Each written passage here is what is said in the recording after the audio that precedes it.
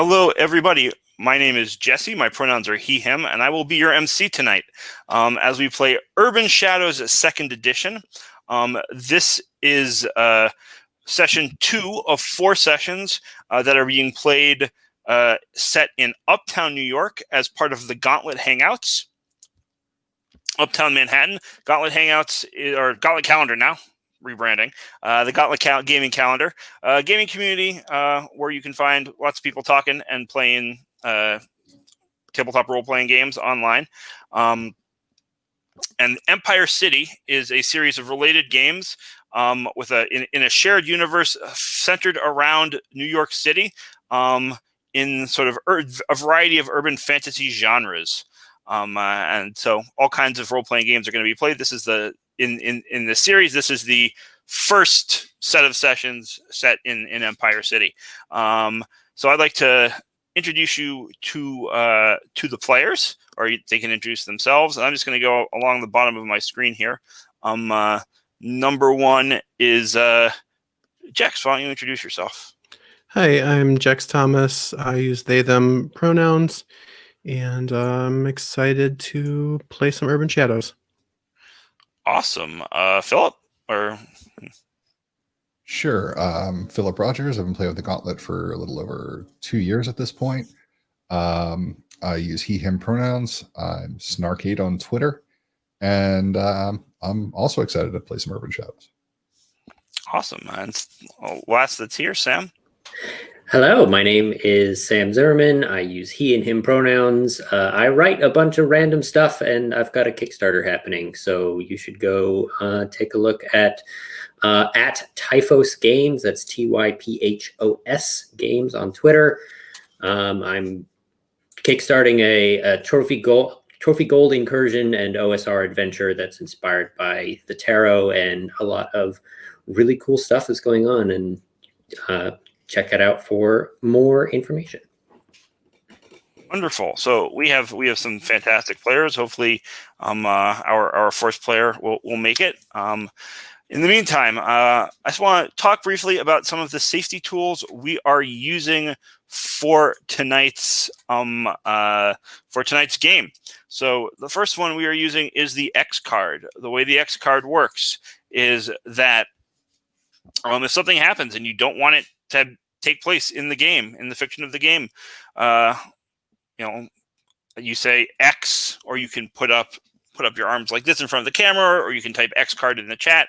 The dice roller has an X card button. Lots of different ways you can invoke the X card, and it will be gone. No need for justifications or explanations. I might ask a question or two just to pinpoint exactly what in the scene you are X carding.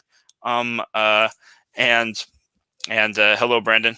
We're just going over safety tools to figure out what exactly we are in the scene you are X carding, and then we'll just move on, and that will be that. We are also using some of the script change tools by Bo Sheldon. We are using Rewind, which lets you say, "Hey, can we just rewind what just happened and start this little bit over? I'm not thrilled with how it went down. It just wasn't comfortable with it. Wasn't happy with it.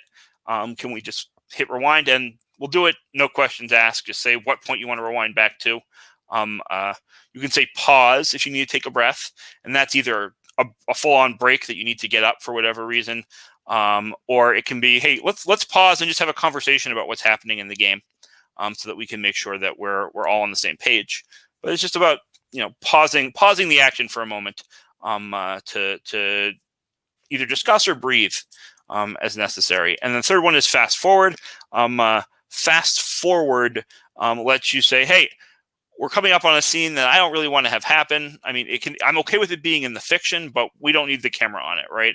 I don't want to have that encounter being pulled over by the cops. Can we just say I get the ticket and move past it, right? Or whatever that might be, and then we'll do it."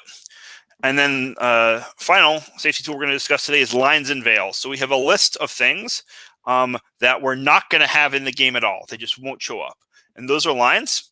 And then we also have some things that, though they can happen in the fiction of the game, we're not going to put the camera on them, right? So if they're about to happen, we drop a veil and either sort of move the camera away or cut to black, depending on what it is, because we're okay with them happening, but we don't want to focus on them.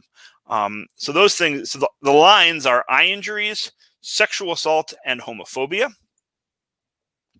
And things that are veiled are harm to animals, harm to children, sexual content, suicide, torture, and consensual relationships between PCs. So those are the lines of veils. Those are our safety tools. Our fourth player has arrived. Brandon, would you just like to quickly introduce just yourself? And then we'll roll. Actually, introduce yourself. We're not going to introduce our characters. So, Brandon, if you want to introduce yourself, and then you can introduce Aurora. Absolutely.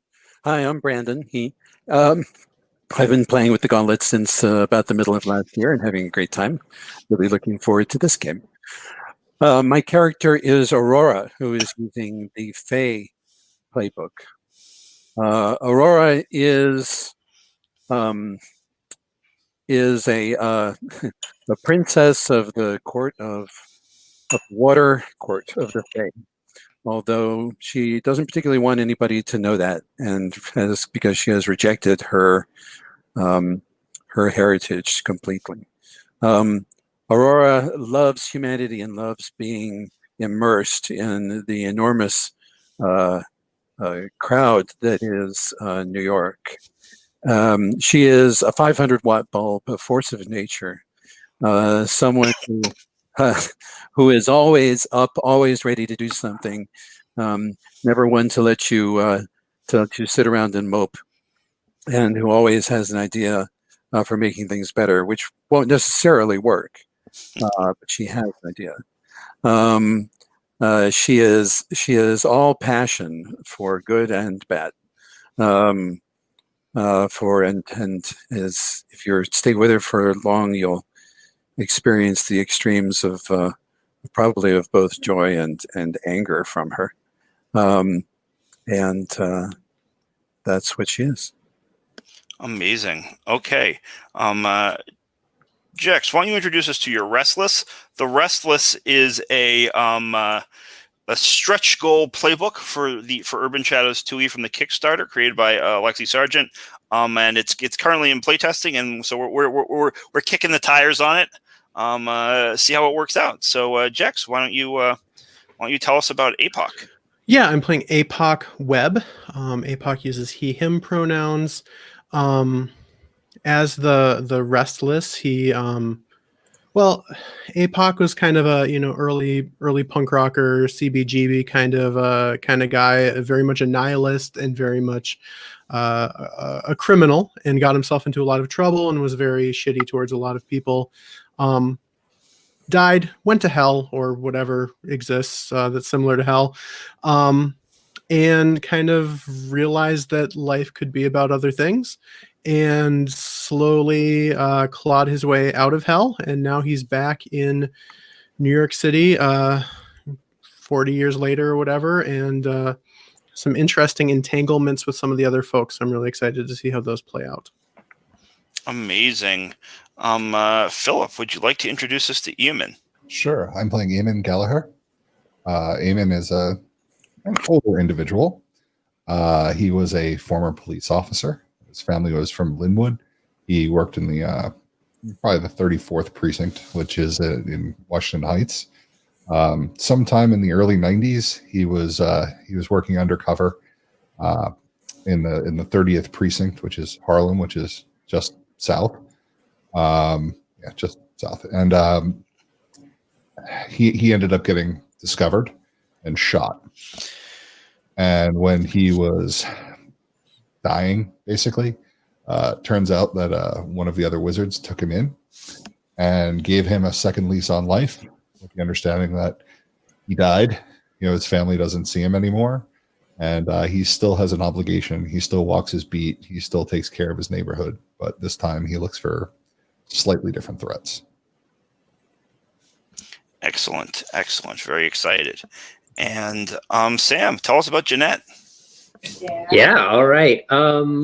Jeanette Feldman uses she, they pronouns, and she is from Long Island.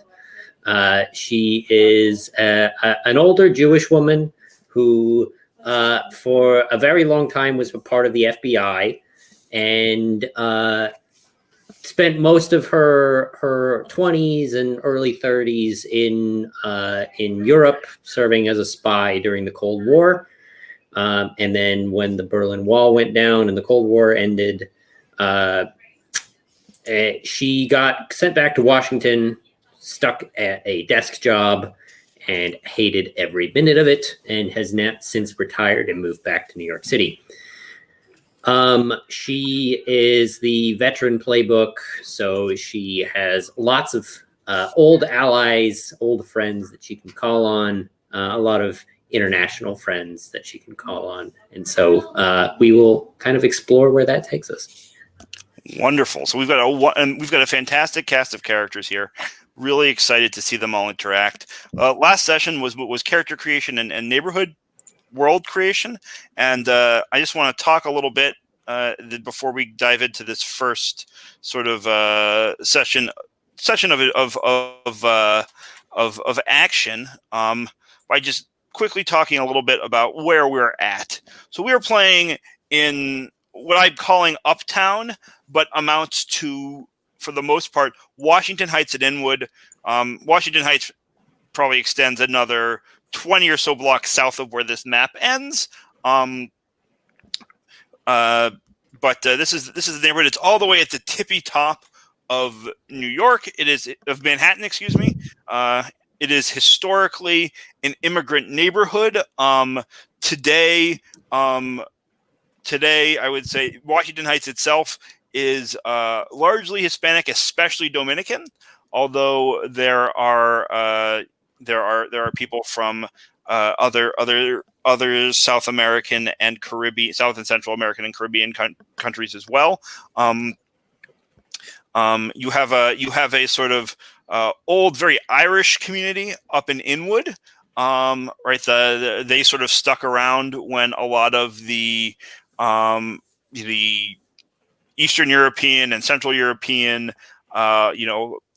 mostly white immigrants fled Upper Manhattan. And now there's been sort of especially up in the part that's on this map, in a sort of a process of gentrification, as sort of white yuppies move in. There have been, some of the older communities, the older white communities do still exist.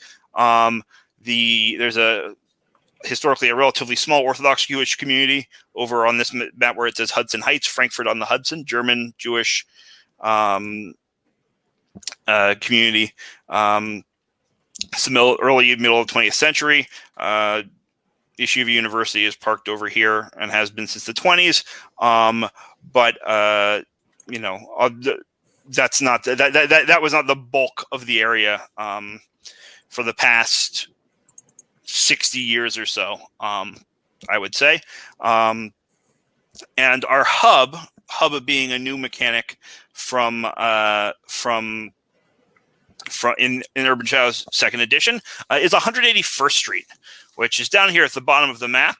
You can see there are two MTA stations, two subway stations, the 1 station and the A station. And there's definitely, in this part of the neighborhood, a real economic divide between east and west of Broadway. Not that, none of this is super important. But the east side over here, the west side, over here, is where a lot of the sort of first movers of the gentrification came in. And it's whiter and wealthier. Whereas over here, west of Broadway is much more Hispanic, and the rents are much lower. The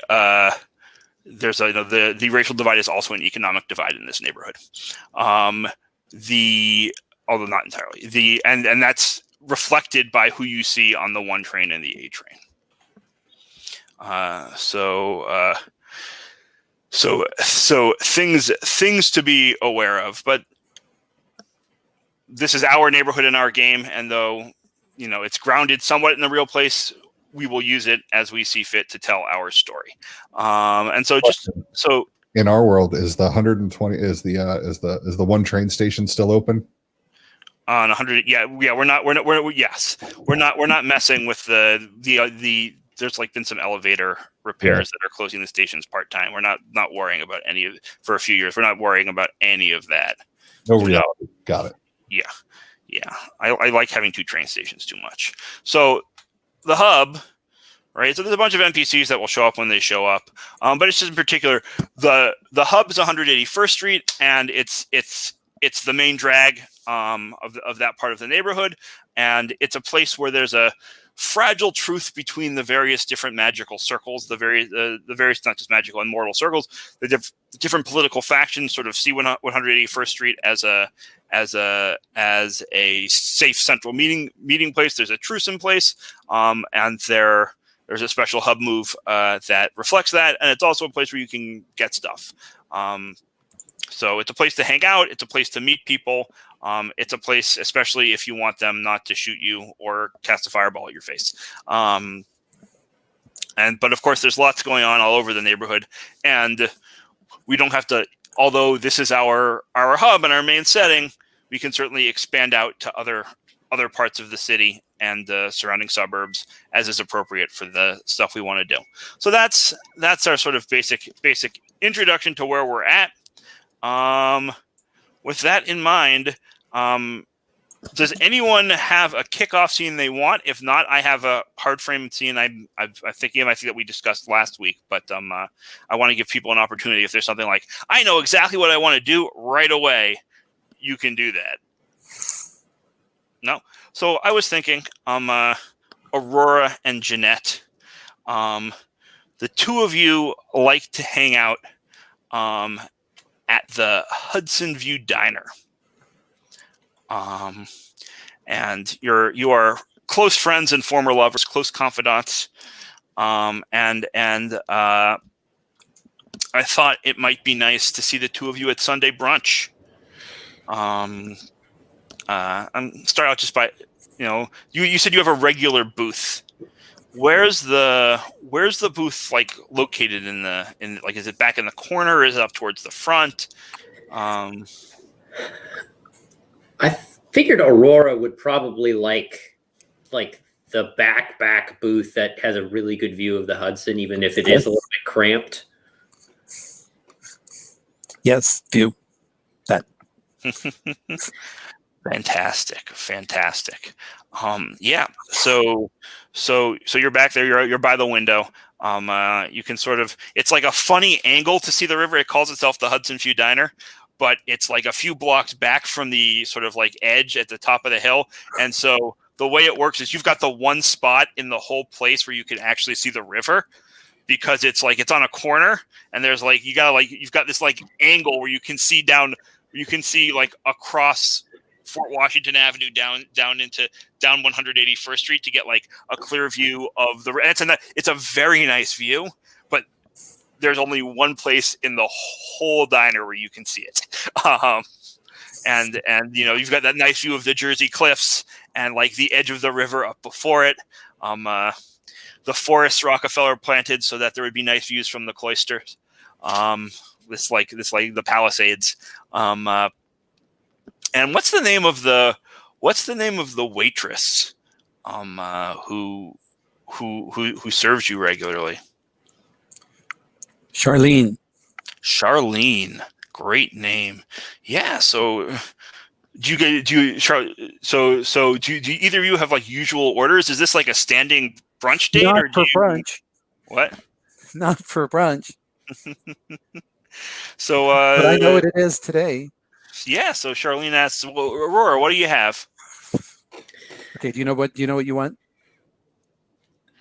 We don't have to zero in on this. Also, I just want to let you know. Do you know what you want? I'm just gonna get a coffee. I don't usually eat breakfast. Okay. I want the brioche French toast with real maple syrup and strawberries and 16 cups of coffee. However much that is. We'll You don't- just. What? I'll just keep on pouring. I'll just keep on refilling you, darling. But you know, you always ask for the real stuff, and all we got is the corn syrup. You know that. I'm just hoping.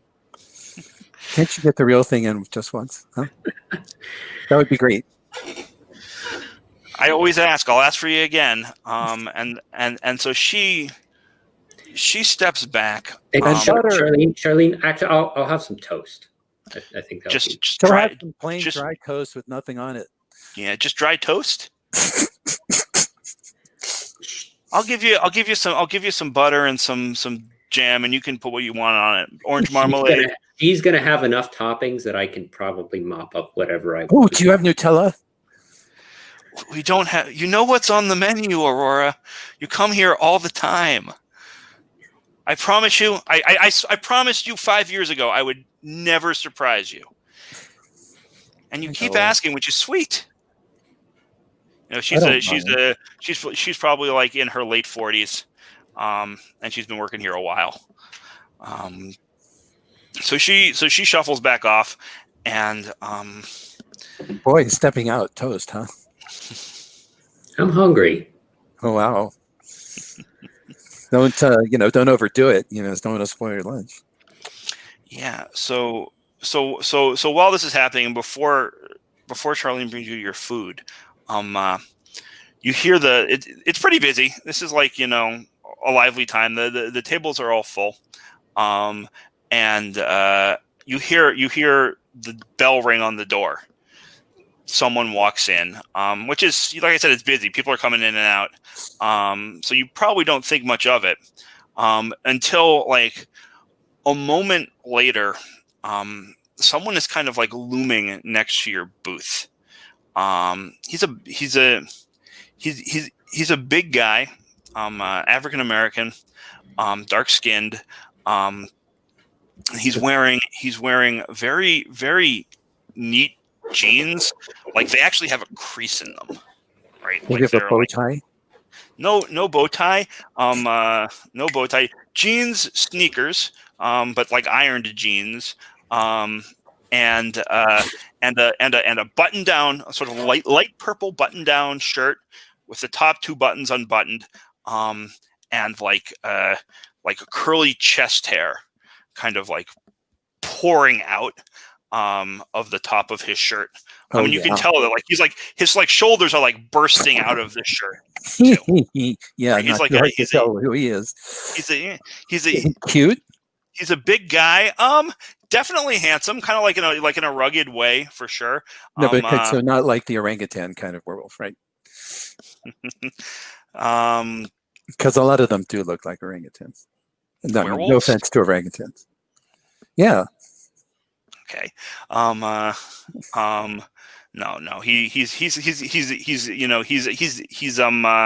He's definitely got like kind of a rugged, handsome look to him. Like a little bit of stubble that's like very artfully remains. Like he shaves before he goes to bed so he can wake up with like just the right amount of 5 o'clock shadow kind of look. And he says, excuse me, are you, he doesn't say it like that. He says, excuse me, are you Aurora? Maybe. Yes. What? I have a little bit of a proposition for you. Not before breakfast. I'll eat breakfast with you. Oh. Jeannie? Can I Put it. I don't want to put a name to a face. I want to claim that this person is my friend. Oh yeah. That's why. No. Move? That's why I did that. I said, Yeah. I turn and I look and I go, Jeannie. Well, depends on how well this roll goes. Oh, they're your friend either way. They just may not like you very much. Yeah. So when you first encounter an NPC, you declare them an old friend instead of putting a name to a face and roll with mind. So I've got 2 minds. So let's roll. I forget my favorite move? Are we using the 181st Street? I actually hold on. Sorry, I put these. I'll put this back in the. Or do we have right a here when I different put it. I actually, because there's a new thing for that. I just wanted to try out the new format. It's still 181st Street. It's just a slightly different 181st Street. Oh, right. So I'm trying to use that, and it is just spinning. Like the dice is. All right, we can go back to we can go back to the old one if we want, Okay. which is just 181st CST. So that's Hold on. Pull that one back up. I'll just stick it in the here we go. I'll just stick that in the chat. And there you go.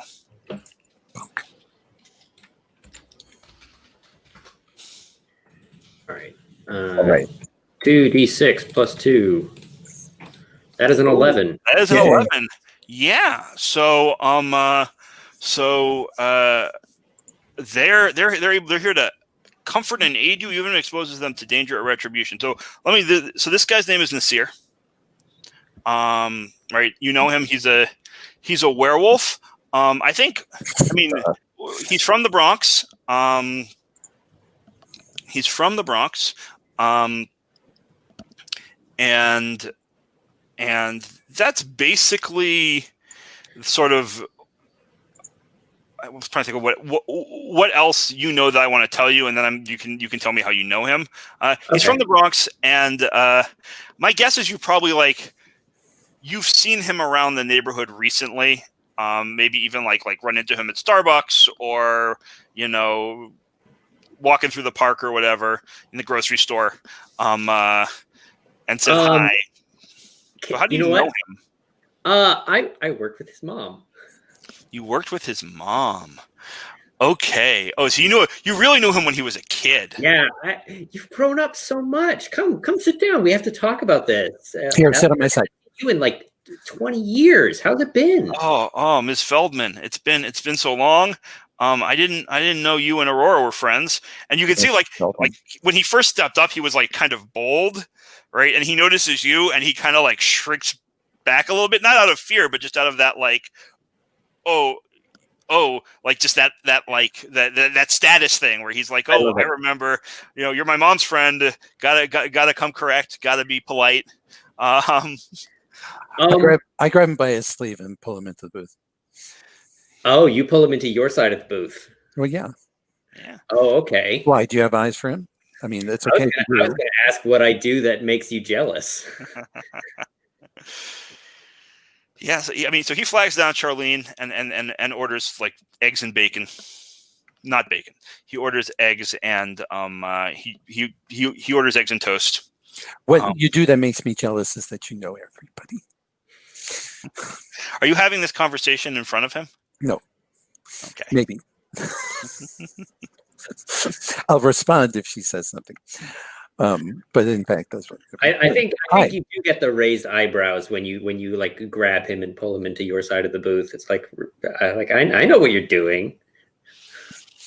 Yeah. So I mean, just to come back to the move for a second. So there's no like particular comfort and aid, right? That he can offer you here. I don't think, unless you have an idea.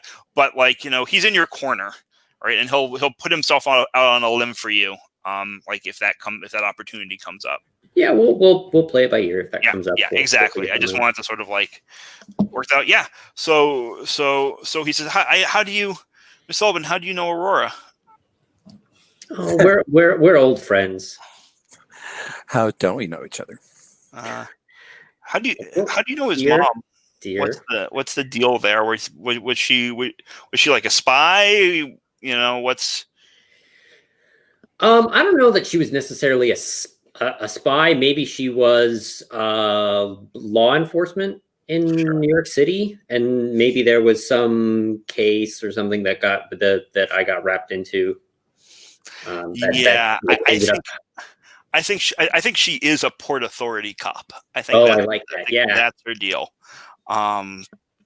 That's her deal. I like it. Okay. Great. Yeah. So he says. So you said not till after breakfast. So he's chowing down, and he says, so can I tell you what I want to talk to you about? Aurora, it's great. I'm so happy Ms. Feldman is here too. We can all talk and figure something out. Sure. It sounds serious. It's big. It's big. I got big plans. I think you can help me with them. I would owe you huge. It would really, really mean something. I'm listening. So, word around the neighborhood is that you're maybe, you're from here now, but you weren't always from here. That's how we all are, right? That's yes. Jeanette is like straight up chuckling at that. And you maybe don't get along with your people so good.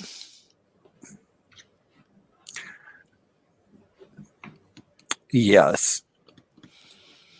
But or as manners, the temperature only went down like 1 degree. Yeah.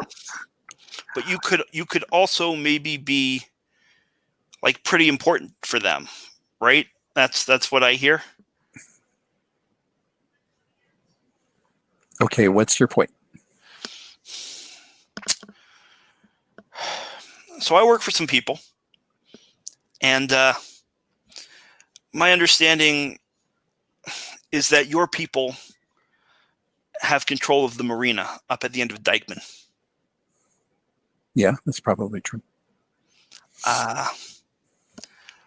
We want access. Who's we and why? We are an outfit. We're just business people. But there's stuff that comes in from Jersey, from comes to the Port Elizabeth. Maybe a shipping crate gets lost, and we want to bring it in here. We want to bring whatever that stuff is in here without the Port Authority knowing. And the marina, you would all know this, right? The marina is there's an actual marina there where like boats can land from the river, and there's also like a club there, right? My guess is it's a place that you probably like to hang out, Aurora. It would be the kind of I shouldn't say that. It would be the kind of place you would like to hang out, but maybe you don't because it's controlled by the Fae. So that's up to you. But it's like it's a dance club. I sing there, but I do not hang out there. Got it. I have yet to pick a location for my warehouse. Ooh, sure. That makes sense. If you want your warehouse down the end of Dykeman, like across from the bar or whatever, we could totally do that. And it's like a whole like it's upscale. There's like a whole patio dining situation, right? The actual marina is like right there. It's a tiny little bay. It's not big, but like you can bring in at night under the cover of darkness. And he's kind of explaining like the racket to you. But he's like, but the problem is, they won't talk to us. And so either, you could make an introduction maybe, but from what I'm hearing, you probably don't want to. You probably don't want to talk to them. But maybe if something were to happen that would put you on top amongst them, you could do us a solid, and we would owe you huge. I would owe you huge personally.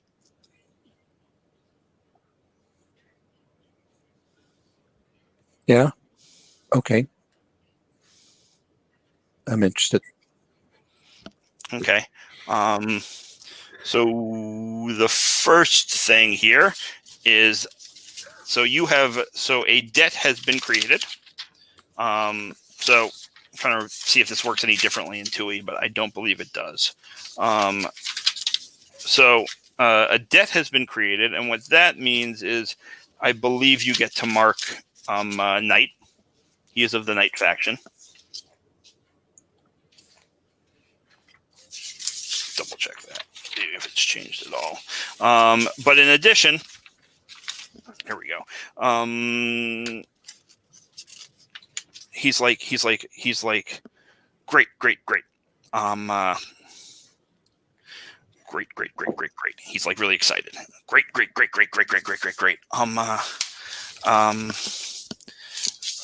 So we'll talk later. You can, I got people to talk to.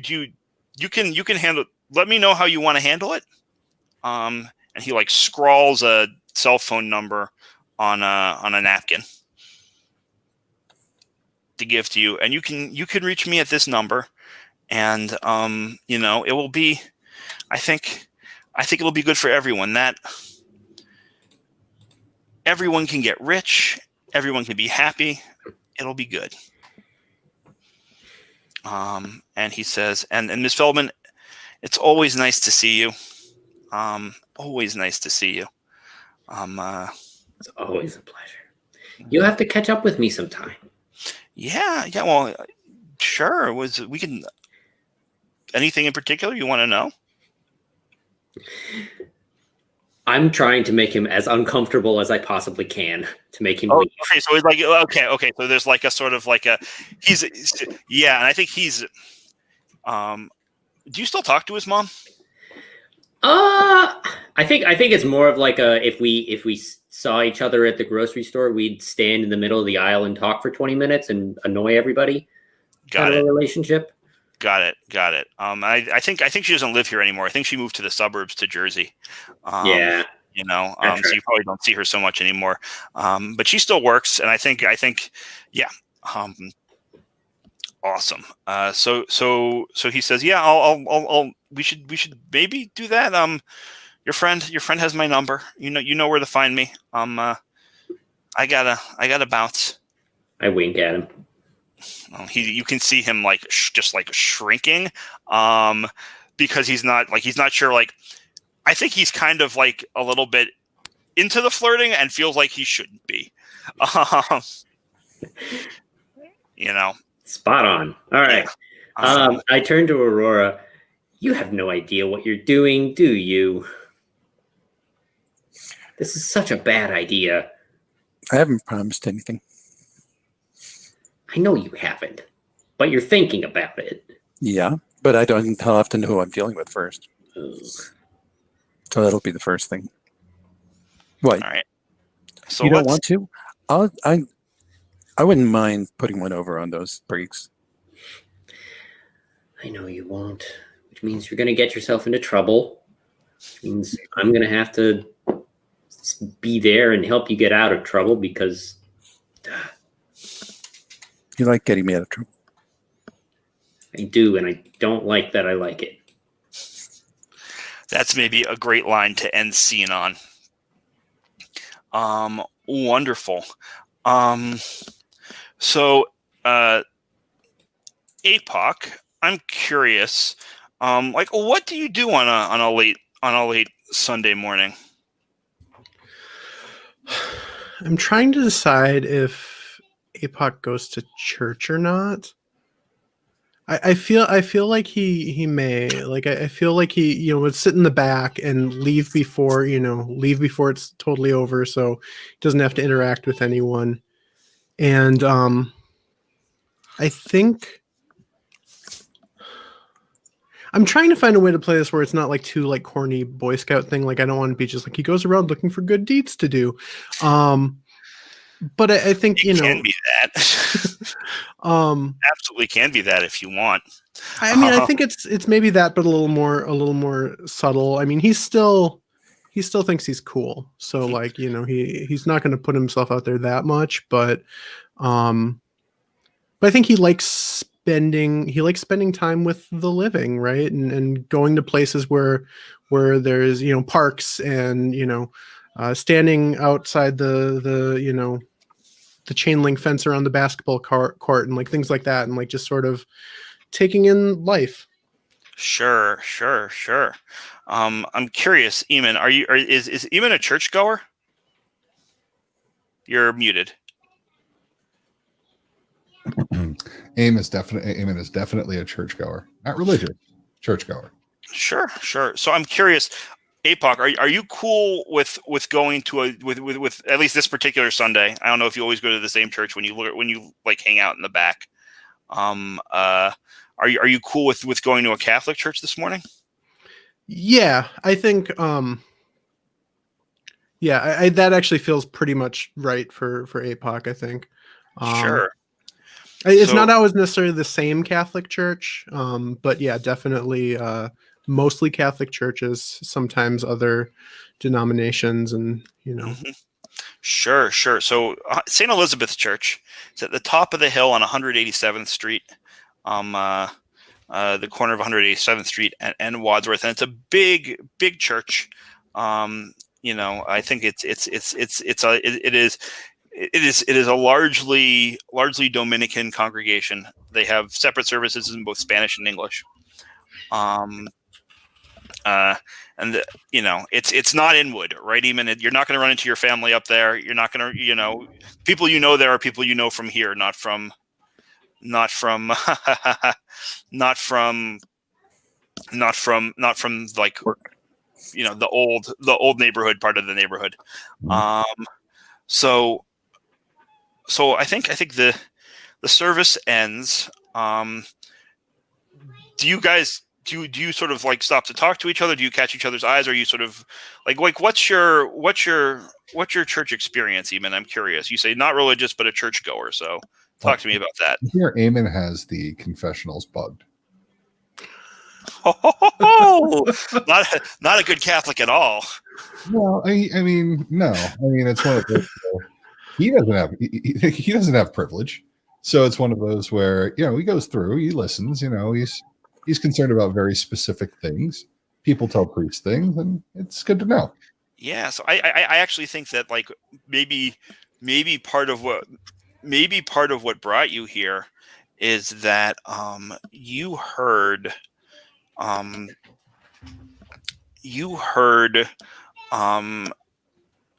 somebody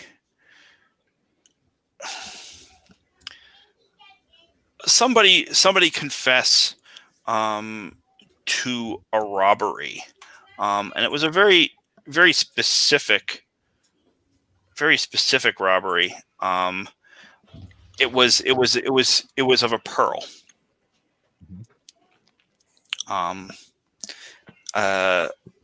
Pearl was stolen. They didn't know who took it. They didn't know. They didn't know who they took it from. They'd been asked to just like steal this thing. And it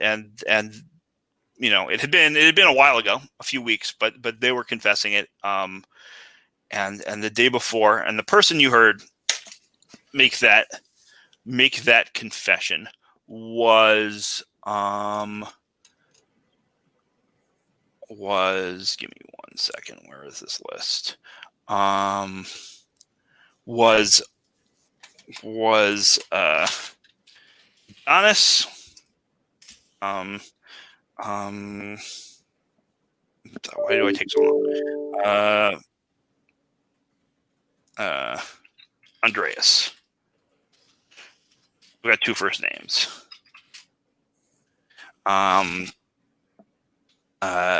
You know the name just because you overheard it. You don't know anything about this person. But they're going to be in church today. Are you? My first thought is to go in there and try to track them down. Just to kind of get into Eamon's head a little bit. His first reaction isn't "I'm going to bust the thief." His reaction is this is somebody that lives here that doesn't know what the heck they're doing. They clearly did something that they're way in above over their head, and they're going to need help whether they know it or not. Sure. So you don't know what they look like, right? Because you've just heard their voice. But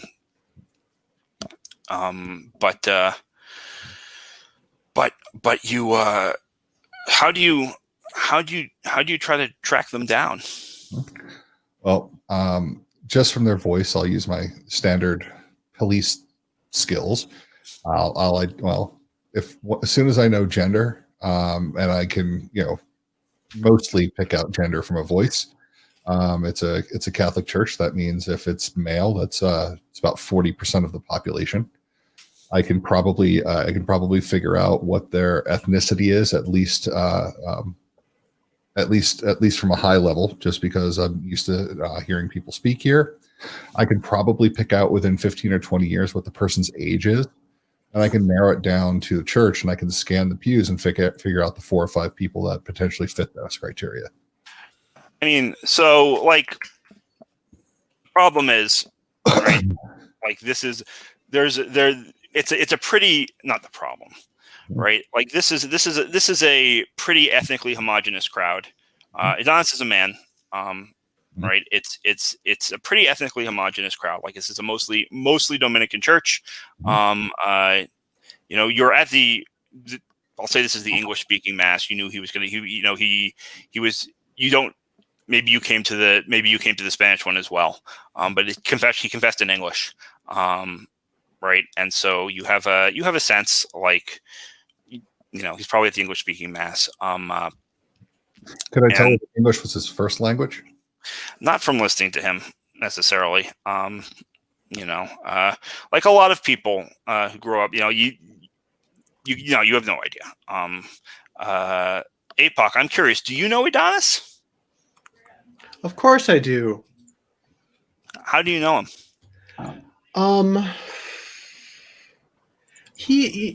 How old is he? Young, not like a teenager, but like, let's put it like 21, 22. Yeah. I mean, I think I see him as someone who like kind of gets into all these little like scrapes and kind of petty crime and stuff like that. And I've been kind of trying to, maybe steer him in the right direction a little bit more. I'm trying to, I've kind of tried to get him involved with Luis's kind of, youth program. And I don't, maybe did you meet him like through music, like through that kind of like thing, or like at like a basement show or something like that kind of a thing? Yeah, it could be that. I was thinking more along the lines of, right, because you said you do music stuff with the youth. Oh, that's right. Yeah.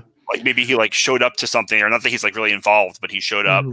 Yeah, I like the idea that I noticed him kind of just like listening, and then like when he realized that other people saw him there, he kind of ducked out. He was too cool for it, and that's how I first kind of took notice of him, and kind of realized that he's always getting into trouble, and I'm trying to steer him, in the other direction. We're not. I would say I know him, but he doesn't really know me particularly, and that's partially because I'm angling for the vow save the life of a stranger, maybe. Sure, but he definitely knows me by appearance, and I've talked to him a few times, trying to kind of steer him in this other direction. Yeah, so I think he like approaches you after the service. I'll come back to you in a second, Eamon, but he approaches you after the service. And he's like, I think he did, like, he sees you, and you saw him kind of like looking at you in the back, like he came in late and walked by you, and you saw him like looking at you quizzically, like that kind of, I know that guy, but where do I know that guy from? It's not from here. Never seen him. I've never seen him here before. Right. And so he comes up to you and he's like, hey, I've never seen you here before.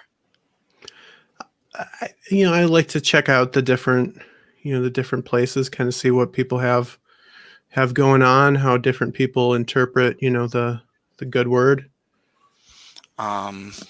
Yeah. What? So wouldn't have thought of you as you didn't seem like a church person when I met you. I think, where did I meet you? I think we met, over by Luis's. Shit, right. You're like the guitar teacher dude, right? Yeah, you may or may not be, but that's how he's like. You're close. Yeah, something like that. Yeah. Oh, what time of year is it, by the way? You want to put it in, what time of year would you like it to be? I want it to be summer, and I want to be wearing like, all black, like trench coat, and like, I'm APOC is, has this like pale gray skin that sometimes kind of, so I'm trying to hide as much of that as possible. And, I probably have my mohawk kind of like combed over to try to look a little bit more presentable, I guess. But like, yeah, I'm definitely dressed in a way that should be physically uncomfortable for the type of year or time of year it is, but I'm not. Yeah, so it's summer, and like New York City in the summer is sweltering. It is humid. It is gross, right? It's not like necessarily, it doesn't get up to like Southwest, like above 100 temperatures, but like it's just like you feel like you're melting in the heat. And the church is air conditioned. But you've probably like your clothes are like sticking to you because you're wearing these heavy clothes that you were sweating in, and then you walked into this air conditioned space, right? I don't think I sweat like that. Okay, that's fair.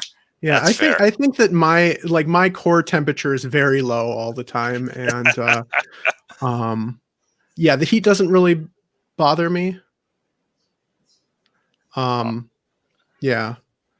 No, I think I've like weather like snow or rain that's like physically maybe getting in my way would, but like the actual like temperature doesn't really bother me much. Got it. Yeah. So Eamon, you hear a familiar voice, and you look over and you see, this young kind of dark-skinned Hispanic man, talking. He's dressed for church, like dress pants, shiny shoes, button-down shirt. But he doesn't fill it out so well. It looks like a little bit too big on him. He's like kind of a scrawny guy. His hair is sort of like parted on one side. And he says to, and you look over and you see him talking to APOC. I will immediately head in that direction. Should have known. I'm going to walk over, got contact with APOC, nod my head, and say, "Mr. Webb, it's interesting to see you here today." I say 5-0 comment. No, I don't. Eamon, it's been a little while. How are you doing? What can we help you with? I just decided to come over and speak. A friendly face is always a nice thing, especially when, after church. I think you probably noticed that I'm like being really protective of this kid. Yeah. And I'll go, who's your friend? I don't think we've met. And I'll reach out and give him the traditional old man handshake. Yeah. Oh, this is actually I just realized I've never gotten your name. He definitely knows his name, but he's playing it like he doesn't. Yeah. I'm Udonis. You look kind of like a cop to me. Are you a cop? You're a smart kid. I'm not a cop. Why do you look like a cop? Well, because I was a cop, but I haven't been a cop for a really, really long time. Got sick of that grift? I got sick of being around a certain type of officer that didn't understand what it meant to protect a home. He laughs at that, and you could tell he's laughing at the second part of the sentence, right? Like he doesn't think about police as people who protect people. That's like very clear. Yeah. So he says, and he like looks at you. He's like he's about to say your name, and he realizes he doesn't know it. APOC. And I go, Mr. Webb. Yes. Odin doesn't know your name. We've only met in passing, really. But you're right. How rude of me. I'm APOC. You don't have to call me Mr. Webb. But Eamon, you don't have to call me Mr. Webb either. We've been through some stuff together, my guy. We don't need to. We have. That's why be so formal. I give you the benefit of the doubt.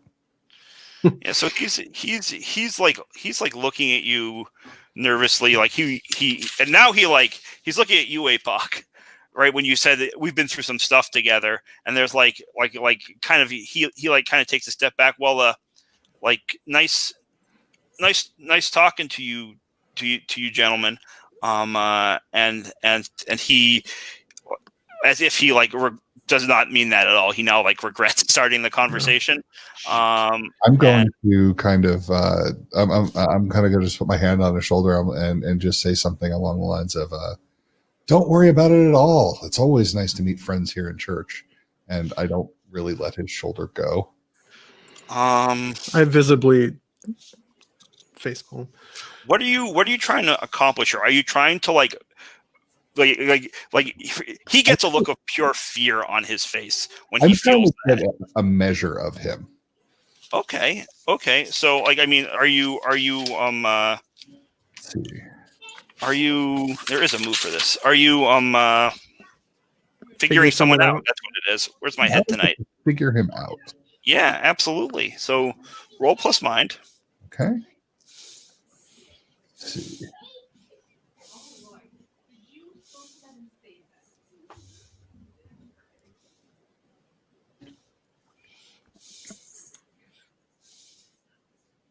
Seven.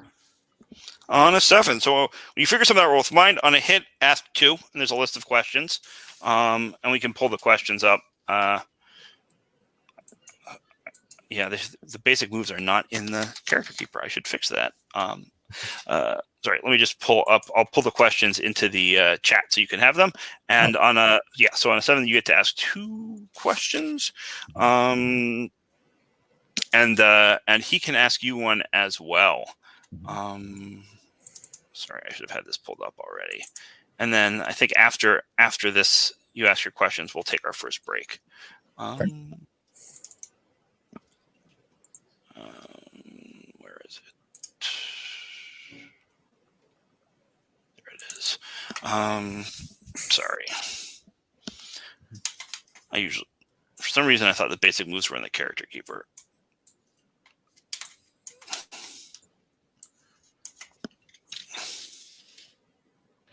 I've got the book open. I can paste them in. Yeah, I got it right. I just pulled it up. I'm pasting them in right now. My mouse will work.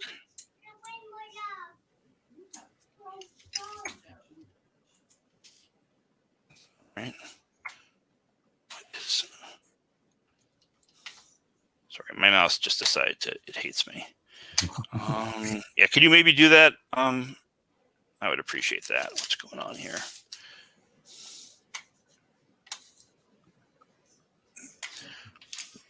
Thank you very much, APOC. Yeah, so those are the questions.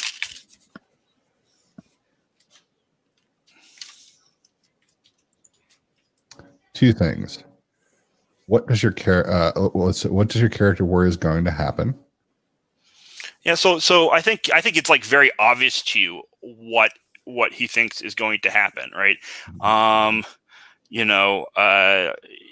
He thinks whether you're like officially a police officer or not, which he doesn't fully trust, but like whether you're officially a police officer or not, he thinks you are going to try to like leverage something out of him, roust him somehow, apply pressure of the sort that he's used to cops putting on people. And he doesn't like, there doesn't need to be a reason for his, but he's just like, oh, that's what you're going to do. Maybe for fun, maybe because you think you can get something out of me, but right. That's what he's expecting. All right. I'm going to get, how can I get your character to confide in me? How could you get your character to confide in me?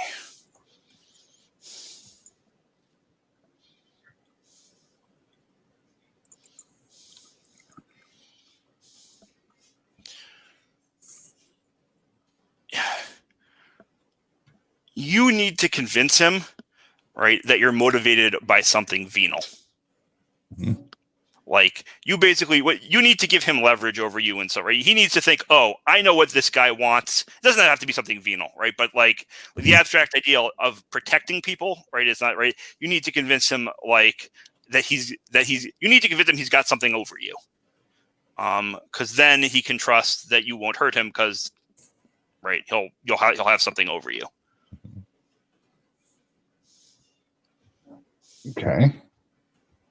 Can Can I? So I have a.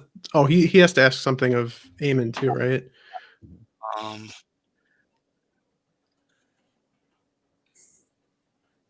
um, But I have kind of an idea. um, Yeah, 7 and 9. They ask one of you as well. like situate this in the fiction, like I think the way you see that is just number one, like his fear of you, right? Like the way he's like kind of like pulling away, the look on his face, right? Like that much is clear, and then like the sort of like what you can do to get him to get to to trust you, right? Is is like, well, you know kids like this, you've met kids like this, right? Right, and it's right, it's about sort of showing them, hey, like you've got to, it's giving them control of the situation, right? It's saying, hey, you're in control because you know what I, right, you know what you can do, you know what you can give me to make me happy, right, to protect yourself. It's a right, it's that kind of like control thing. Like this is just like your background and knowledge of the world, like reading his body and his face. And what he wants to know from you um is just like how can he get you to owe him, like um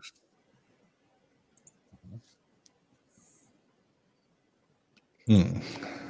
what could he do to put you in his debt? Because ultimately, right, that's that's what will make him comfortable. If you owe him something, then he'll know, okay, If he could let me know about somebody that is powerless or in danger, specifically somebody trafficked, somebody in a situation that they're completely powerless in, that's the kind of situation. He probably thinks it's because I want to go in and take that person myself, because that's how that person's mind works. But yeah, I think if he could, how do you how do you tell him that? Like, what's the? Because he's not he's just sort of looking at you like what can I do to get you to I'm going to kind of look him in the eyes, Mhm.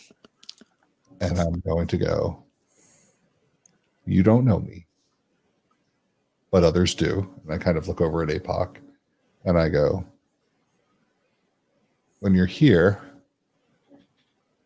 and you do things, you need to pay respect to other people in town. Basically implying that he needs to, if he's done something illegal, he needs to kick up. He needs to get what? I'm He sorry. needs to kick up. Basically, you know, this is my, you know, basically implying this is my territory. If he's doing nefarious things on it, I get a piece. Okay. And I go, and I just look him dead in the eyes, and I go, "You've done something, and I haven't gotten mine yet." And we're gonna cut there. Let's take. We're gonna come back to the scene. Don't worry. But let's take 10. Let's come back at 25 past, and we'll come back to Aurora and Jeanette, and we can figure out where people are at. Sound good? Sounds good.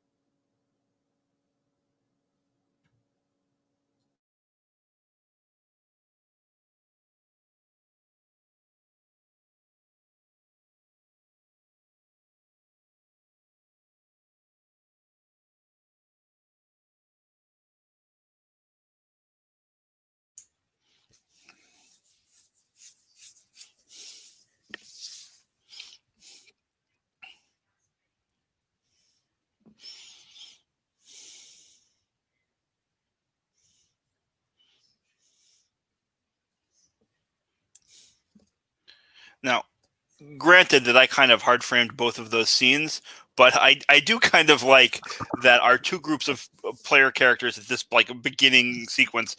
Two of them spent their Sunday morning at church, and two spent it having brunch. Which I don't think signifies as much as it could, because, like I said, I set that up, but I only realized afterwards that's what that was. So, Aurora, Jeanette, I kind of want to open this up to you now. You've had this conversation.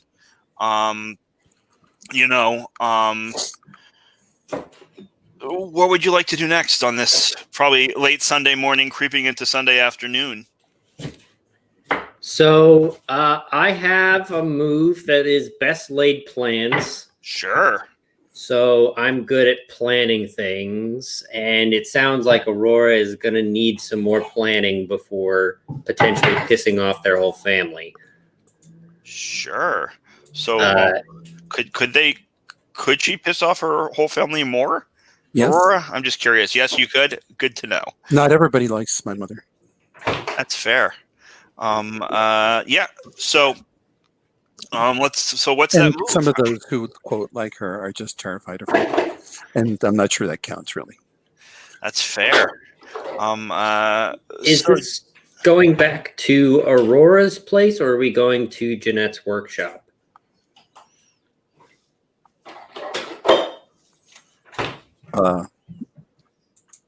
Either one. Are you done with my earrings? Am I done with? Oh, your earrings. Oh. Okay, I like that. Maybe we're. I like maybe going back to the workshop and potentially. Oh, I get to see them. So I haven't seen them before, actually. So this is the first chance I've had to see them. Oh, I like that. Yeah.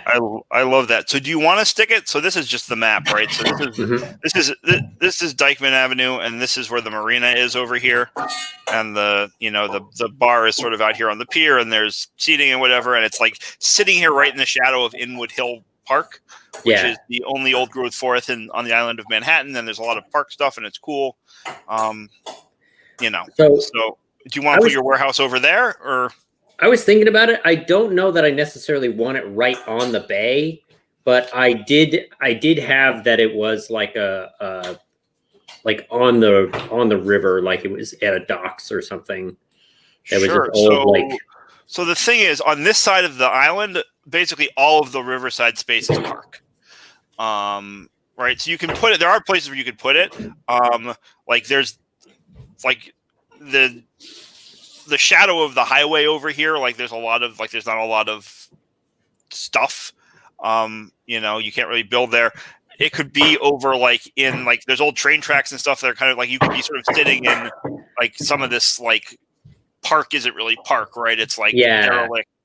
So you could be like sort of there, like not actually on the street, but like a little like a path that walks you 5 minutes up that used to be like a railway warehouse or something like that. That's now no longer.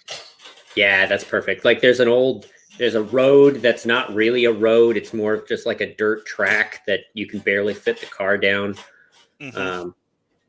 And you have to like make 5 or 6 different turns, but eventually you just get to this, like, it looks just absolutely derelict and abandoned. Mm-hmm.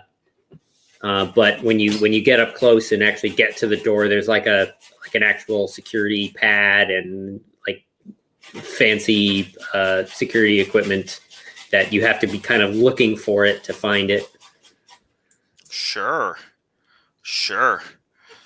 All right. So what I want to hear is, so you hit the security pad, you open the door. What does your warehouse look like? What does your workshop look like? Sorry. Yeah, I think the workshop is a kind of a weird dichotomy of very high-tech equipment. I didn't really do that much to the derelict and falling down building. And so there's big cracks in the ceiling that are basically just like patched up, and there's a big beam that's fallen down in the middle of the room, and I just kind of work around it. but there's all of this fancy. There's like one of those big computer banks that have like 16 monitors. And there's an area that's been kind of cordoned off as a dark room. And there's a bunch of there's like a radio station in the center that's got all these big knobs and dials and ridiculous stuff on it that probably doesn't actually do anything, but it looks cool and it's got all this stuff on it. Awesome. I love it. I love it so much. Yeah, and I And think it that has a big couch and a Dance Revolution. yes, I love that. That's awesome. Yeah, and I think that off to the side, there's maybe like a little workbench where there's like some soldering kits and like a little like a set of wiring equipment, and on top of that desk is this pair of earrings that is kind of pulled apart and laid out, and I like you definitely get a glimpse of them, but I quickly kind of hurry over and like throw a cloth or something over it. Hey, You're not supposed to see those yet. Patience. I know it's not your strong suit, but patience.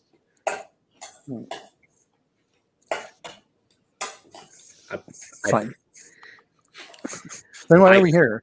I promise that you will enjoy them when you see them. Promise.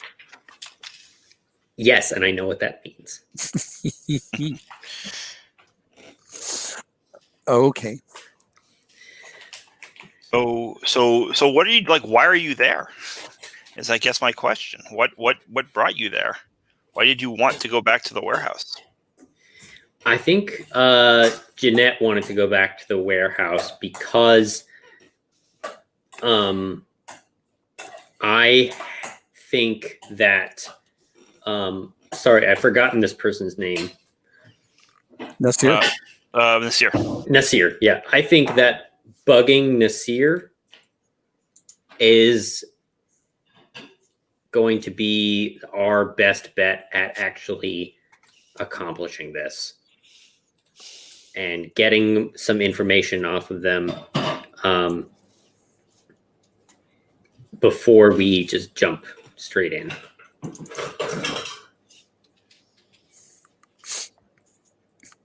Okay. So how do you want to do that? Well, first I would like to kind of sit Aurora down and figure out what you want out of this, because it sounds like you're not getting much. And Yeah, it sounds like it, but it isn't true. Not all actually, the should I things roll here. figure someone out? Or if, like You can't. I'm asking you directly, but I guess I could. We're friends. I mean, you know, you can say maybe say what you want to say, and if Jeanette doesn't feel like you're being entirely candid, Sure. you know. Oh, Jesse, by the way, am I missing something? I'm not sure what you're asking me. Okay. I'm being oblique on purpose. Okay. Are you? No, you got Okay. it back. You got it back. Wasn't sure. That's fine. It would be fine either way. Yeah, that was right. Just to sort of right. APOC retrieved it for you, but it was gone at one point. Yes. Okay. Right. That was the. Yes. The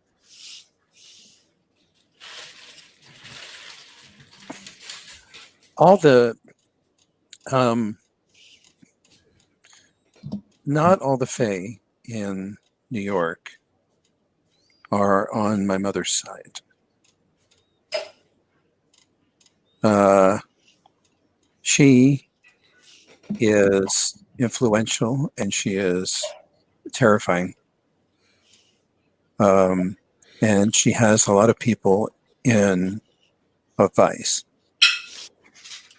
But a lot of people resent that also. And this is maybe a chance to pry some of them away from her. Oh, so this is a family feud. This is trying to get back at your parents. I see. No, this is trying to make sure. No, I don't want to get back at her. If she disappear, that would be fine with me. But she's not going to disappear. And so this is trying to keep her at arm's length. I have enough trouble with Star. And doubtless, Jeanette, you have met Star. You remember. I think I have. Do I have a scar from that encounter? Or probably.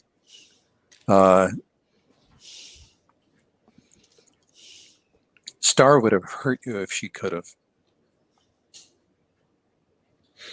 Yeah, maybe it's like I don't know if it's like a physical scar, but maybe like I rubbed my ribs where I broke a rib or something. Yeah, no, I remember her. She's just like me, except meaner. Yes. So much meaner. All right. Well, I'm not going to let you go hurt yourself. Well, I don't want to get in the middle of all of this. All of this. You better pick one of those. I didn't say that I wasn't going to get I'm in more- the middle of I'm all more- of this. I'm said that I'm more- I'm not going to. I don't like it. Is the this worst a thing- moment? Is this a moment, Jeanette? When? Well, no, never mind. By Not the quite way, yet. Aurora has thrown herself on the couch in a decorous fashion. Is this a moment of intimacy from you? Yes. Emotional intimacy. Yeah, I mean, I guess the question, like, how vulnerable are you making yourself by telling Jeanette this stuff? If you make yourself vulnerable, then you get to demand a promise from me, which is fun. Yeah. It is. Look, I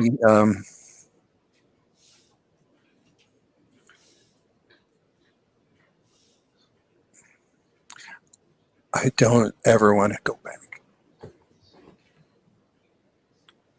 And right now, they can't make me. But that could change.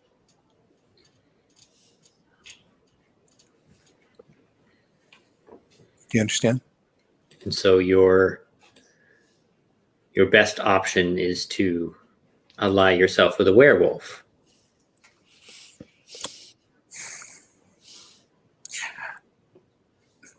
There are means to an end here. Am I a means to an end here?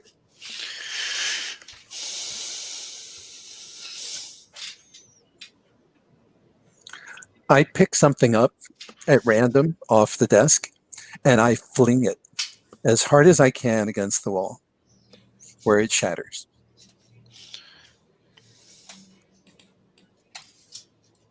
I would appreciate you not breaking all of my stuff. What the fuck kind of question is that?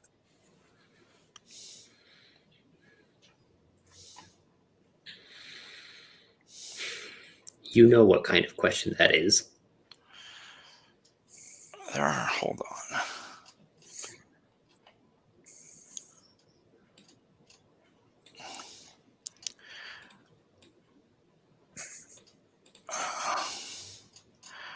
If I wanted to use you, I could.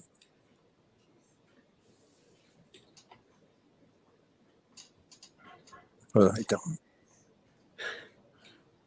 Aurora, I want to help you.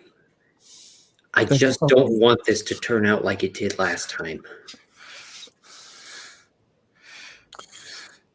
This feels like a moment of intimacy to me, for the record. Sure. I think both of your intimacy moves fire. That's how that works. So I mean, you keep playing the scene. I didn't want to Sure. But if you want to try and like pull in the demand of a promise and I get a debt they hold on somebody else, and like if you want to try and pull those into the conversation, or we can step back and do it on the meta level.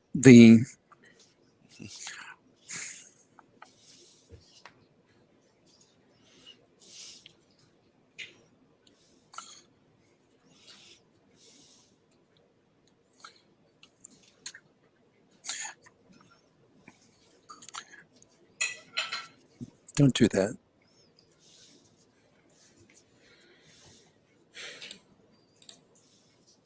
All right. I mean, you can say what I want to me, but don't you ever talk about me that way to anybody else. Okay.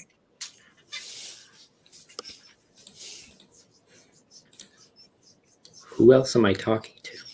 I don't know.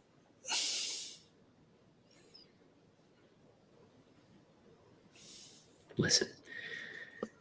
You know a lot about me. I do. And that's why I'm worried.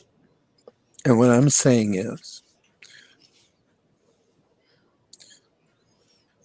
don't you dare talk about me like that to anybody else. Promise. I 100% promise that. You're my friend. Fine. And I care about you, which is why I'm asking this question. I don't care about the werewolves. I need to impress some of the people. Some of the water fae. They think I'm just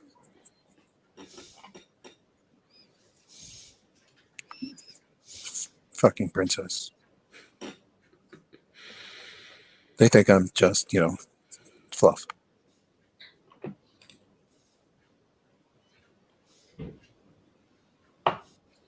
I don't like getting involved in politics, but I have to.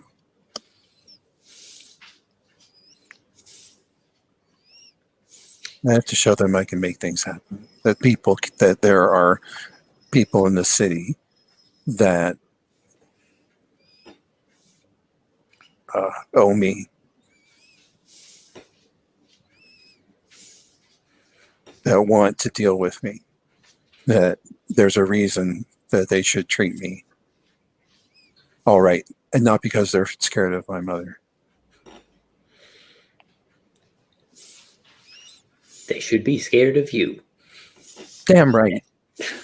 Damn right. And I stand up and I walk over to a table and start rifling through things. And I come back with a box.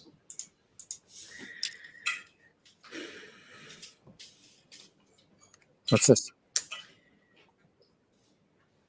Things you're going to need. Oh, spy stuff? And I just smile at that and hold the box out. Okay. I don't want us to open the box because I want to roll. Sure. Best That's plan. plan. Dude, I figured that's what was going on. Aurora closes her eyes, opens the box, and closes the box again. Of course. I didn't see it. It doesn't count.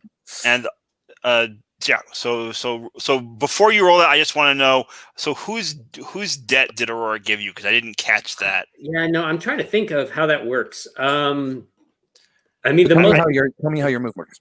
So not the intimacy move, when I share a moment of intimacy, physical or emotional, with someone, they give me a debt that they hold on someone else.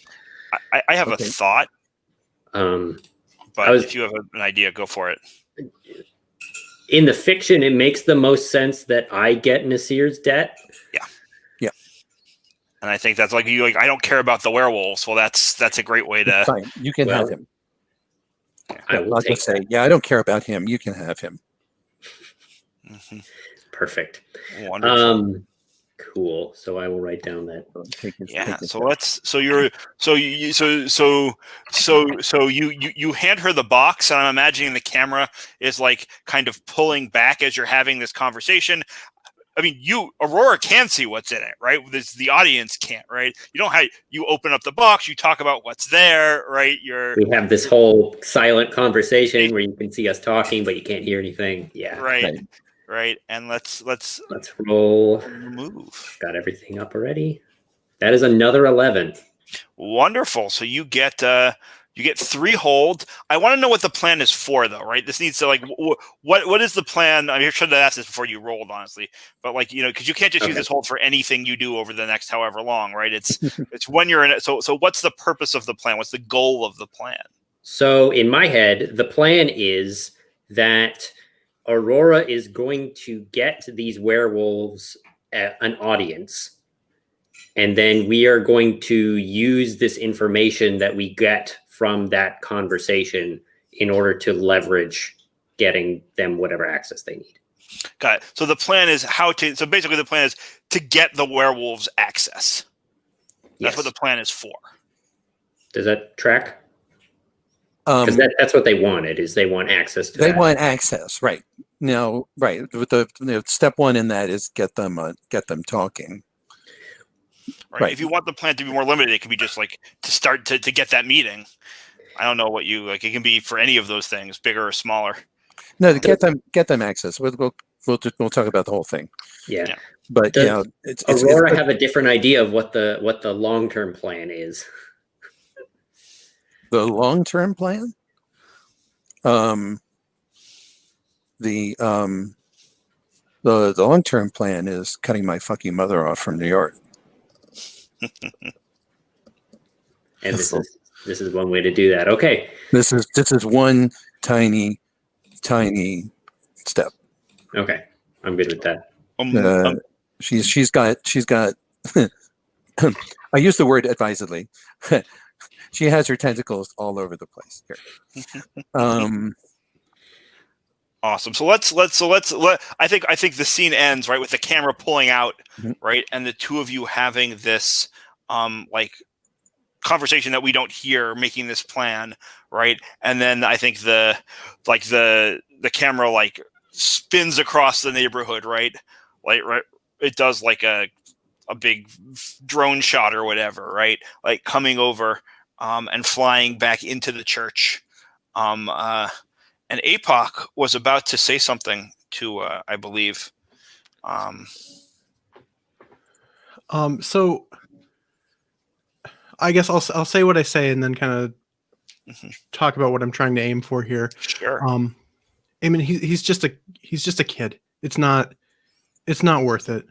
And what I actually want to do here is I want to try to mislead, distract, or trick. So basically, I want to make the I forgot his name now, Udonis, a little more trusting, or give give Eamon kind of an opportunity here, because I feel like both of us, like we have, like Eamon and I have not been vibing in terms of like being on the same page of how to play anything.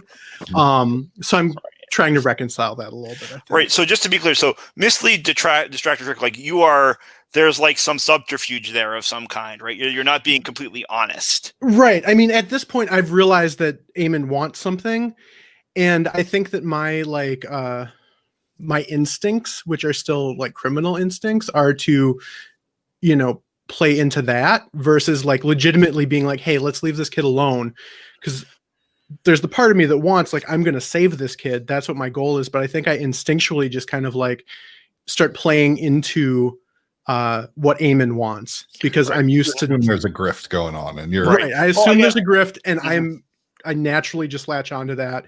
And I think I forgive myself for doing it, because I say the things that I mean, right? Like I mean what I'm saying, but also I'm trying to mislead this kid. So I guess I repeat what you said. Just want to make sure I think, something along the lines of just like, Eamon, this is just a kid. Like, it's not worth it. Let it go. Let him go. He doesn't need to get caught up in all this stuff. Is this a mislead or is this a persuade? Oh, maybe it's a persuade. Right. It sounds to me like this is kind of like a seduction play, not like a sexual seduction, but like Right. you're trying to sort of like coax him to trust you by playing good cop. You're not like Yeah, tricking yeah. him really. Okay, yeah. That makes sense. Yeah, I think this could be a persuade. Hmm. Sure. And like what and the goal is for what? For like him to trust you a little bit more. Yeah, trust us a little bit more. I guess me specifically, but also like, I'm trying to create an opening, and that's kind of why I was thinking it was like mislead. Sure. Trying to create an opening for Eamon. Sure, but I mean, like, your point is just listen to us, right? Like, I guess is sort of what you're right. That's what you're trying to like relax. We're your friend. Yeah. We'll just kind of like, maybe make I don't know. I feel like I'm trying to thread a kind of both deflate Eamon's like big bad presentation a little bit, but also like lend it a little bit of credence in that like you should be scared of him, but also I can stop him from hurting you, I guess. Does that make sense? Yeah, sure. And right now, like, he's actually like his shoulder kind of hurts, right? Yeah. Yeah, sure. Roll with heart. All right. Heart is +1. All right, so 2d6 +1.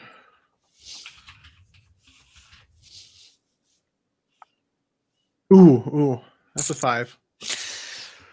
Oh, that's a 5. Oh my. Yeah, I mean, I think what happens is just that like Eamon, he like rips himself out of your grip. Like, and he's like stronger than you, kind of like he's small, but he's stronger than you thought he was. He rips himself out of your grip, and he's like, man, I don't trust any of you. Like, I know I've seen this game before. I know good cop, bad cop when I see it. You're just another cop. Don't bother me anymore. And he's saying that to APOC, right? And then he doesn't run, and like you're in public. There's a lot of people around still, right? But he like starts moving quickly towards the door. Eamon taps his shillelagh to his walking stick to the ground and channels.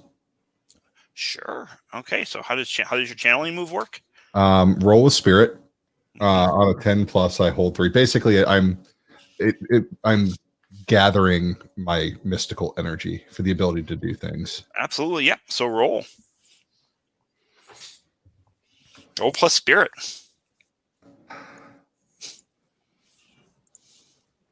All right. So that gives me 4 holds. What did you roll? I rolled a 10. All right. And I hold 3, and my focus is versatility, which means I gain an extra hold. Yep. So what I'm going to do then is use Let It Out. Sure. You don't need to, but you don't need to use hold. You don't need to channel to use Let It Out. Let It Out's a different move. Oh, okay. I thought it was sorry. I thought I had to have holds in order to use Let It Out. No, so hold, right? Right. Your hold lets you for your spells. Yeah, and Let It Out I thought Let It Out was my default. So Let It Out is a basic move. So it's a different roll. It's a basic move. Anyone can do it. And if you want to roll your 11 over into a Let It Out, because I think that's also plus spirit, that's fine. But Let It Out is a basic move that everyone has. That is sort of like the basic magic move. Yeah, I might as well do that because that's what I was going to do. It's also a roll with spirit. When you let out the power within you, roll with spirit. On a hit, activate an ability from your playbook and mark corruption. Right. On a 10+, you can either ignore the corruption or activate a second ability. I'm going to ignore the corruption, and I'm going to perform a feat of telekinetic strength, and I'm going to hold his feet fast. Oof. Yeah, sure. Yeah, so he freezes up, and you can't see his face, right? Because he's walking away. But like he's frozen, and and you can see like his like upper body, like his muscles are tensing. He's terrified, and I'm I'm gonna going to give you a second to act, but your guess is he's about to scream. I'm going to walk up behind him and just say, "You were not dismissed. I am trying to help you. You will benefit from my pearls of wisdom." And he just gets completely pale and silence. I think everyone is looking at you, right? Mhm. The whole church now is like, and it's fewer people now than were before, but Mhm. there's like half a dozen people probably left. The priest is still there. Mhm. And like they're all looking at you. I'm trying to play it off like an old man scolding a petulant child. Okay. I mean, you know, he doesn't look like he's a young adult who looks terrified of this old man, right? And then I just say, "Come with me, you'll be safe." Are you freeing him? I'm gonna wait for him to acknowledge what I said. He said, "Don't hurt me. Don't hurt me. Please don't hurt me. I I'll won't. do whatever you say. I'll do whatever you want. Whatever you want. I'll do it. Come with me. But don't make me be alone with you. Please. Please." Ask your friend to come along. Mr. Webb. APOC is like visibly like feeling like he backed the wrong horse in this play, right? Like he realizes like he followed the bad instincts instead of the good ones that he's been trying to develop. And he, you know, he's already pale as a ghost, but if he could become paler, he would. And so you have tools to get Eamon to stop doing this, right? Eamon owes you. Yeah. Right. So you can try to collect on that. Yeah. How exactly does that work? Yep. So yeah. So when you ask him, right? You say, you're cashing a debt. Remind your debtor why they owe you in order to make a PC answer question honestly. Do you a favor at a moderate cost, lend a hand, get in the way of someone else, erase a debt they hold on someone else, or give you a debt they hold on someone else. So like this is pretty clearly like, do you a favor at a moderate cost, right? This is not a huge cost to Eamon. Yeah. Yeah. I think I say, you know, I'll come with, but are you sure about this? Do you really want to do this? I think you should let him go. I kind of look over at APOC, smile broadly, kind of twinkle with my eyes a little bit, and go, "All right, you two kids, how about I buy you some breakfast?" And he says, I don't want to have breakfast with you. Can I go? We're going to go have breakfast. So are you, is that refusing to honor the debt then? It sounded to me like APOC was asking you to let him go. I didn't realize APOC called in the debt. I thought that's what was happening there. Yeah, that's what I was trying. Even if I hadn't done it explicitly yet, I was working towards that. But yeah, that's kind of what I was angling for was, I think what I would have said is, some oblique reference to the ritual that got messed up and almost exposed me, and it's like just let him go. This isn't worth it. You're not going to get what you think you're going to get. Okay, but you're making a mistake. I honor the debt and I let him go. Okay. Yeah, and he just looks at both of you and like just books it out of there. I think APOC, he's now terrified of you, Eamon. Terrified of you. And APOC, I think he doesn't trust you anymore. I think you can see that, but like I think you maybe won a little something. Mhm. so you like know where you stand. You want a little something at the end there Yeah. by convincing Eamon to let him go.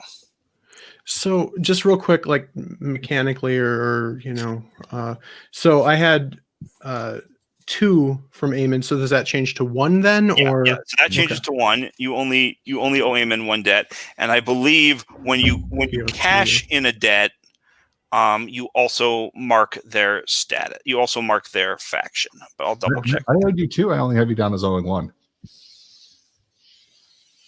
You owed me 2. Yeah. Okay. And then I owe you 1 for keeping me safe. Okay. You But now each it's mark 1 and each 1. other's faction here, right? So Apoc marks power, and Eamon marks knight. All right. Right, because you cashed in and honored a debt. That's the single square. Yeah, that's the single one, right? Okay. Exactly. And so you start with none of them marked, right? Start with one of your own marked. Oh, I missed that one. Then. No, you don't. No. You don't? No. You start with none of them marked. But you start with your own. The character keeper is confusing here. There are 3 check marks. There's a box with 1 check mark, and then below that there's a box with 3 check marks for each circle. Right? So you in the 3 check marks, you mark one of your own, and the top one where there's just 1, you don't mark any of them initially. Those top ones are your advancement track, right? Yeah. And the bottom ones are your status.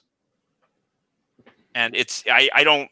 If I were making this character keeper, I probably wouldn't have done it that way, but I was too lazy to change it. And so, It was confusing. is the status the same as the number? No. See, there's a.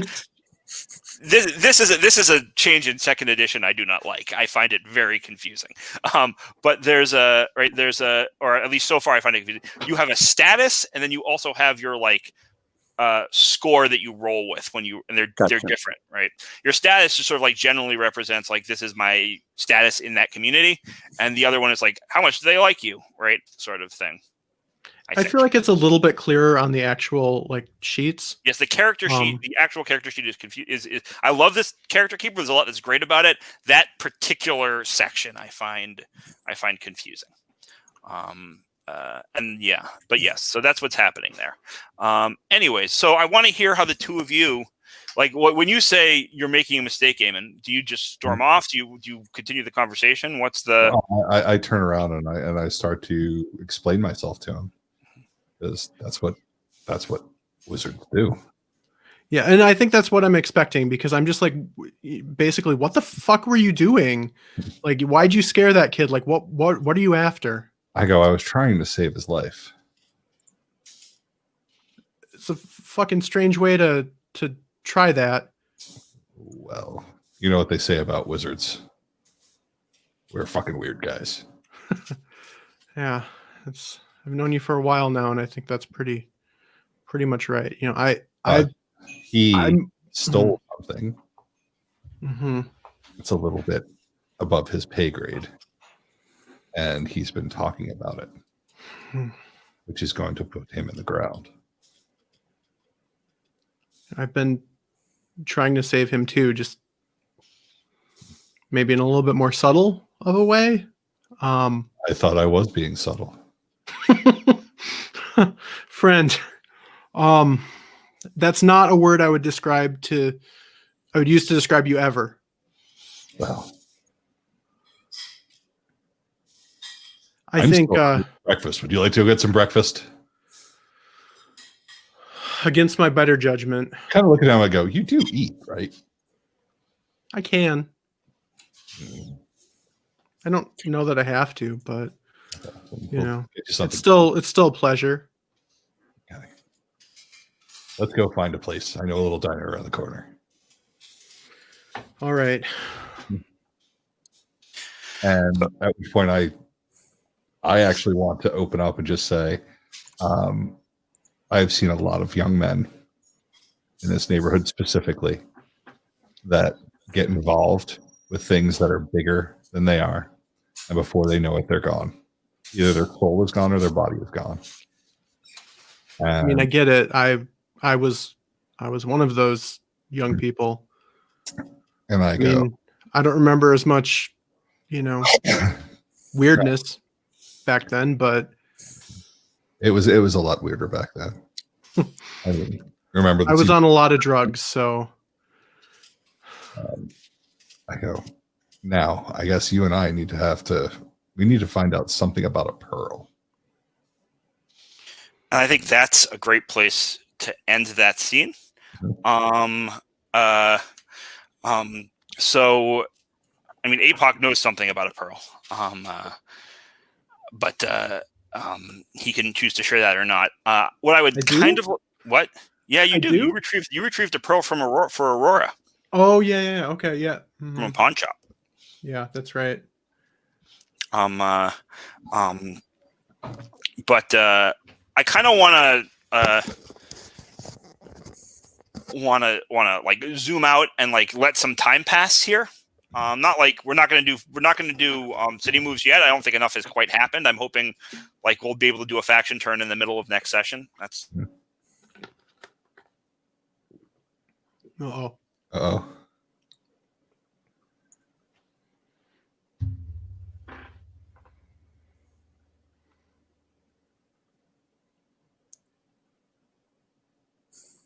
Jesse, I don't know if you can hear us, but you are frozen on our end.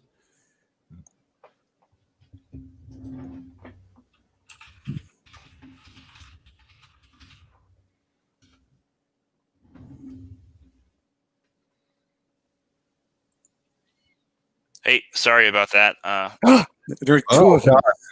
Foul evil magic. Weird things. But I am back. So yeah, so I was saying is, so I kind of want to like just like zoom out and give. Oh, now we lost Jax. But and sort of like let people kind of advance their like open it up a little bit.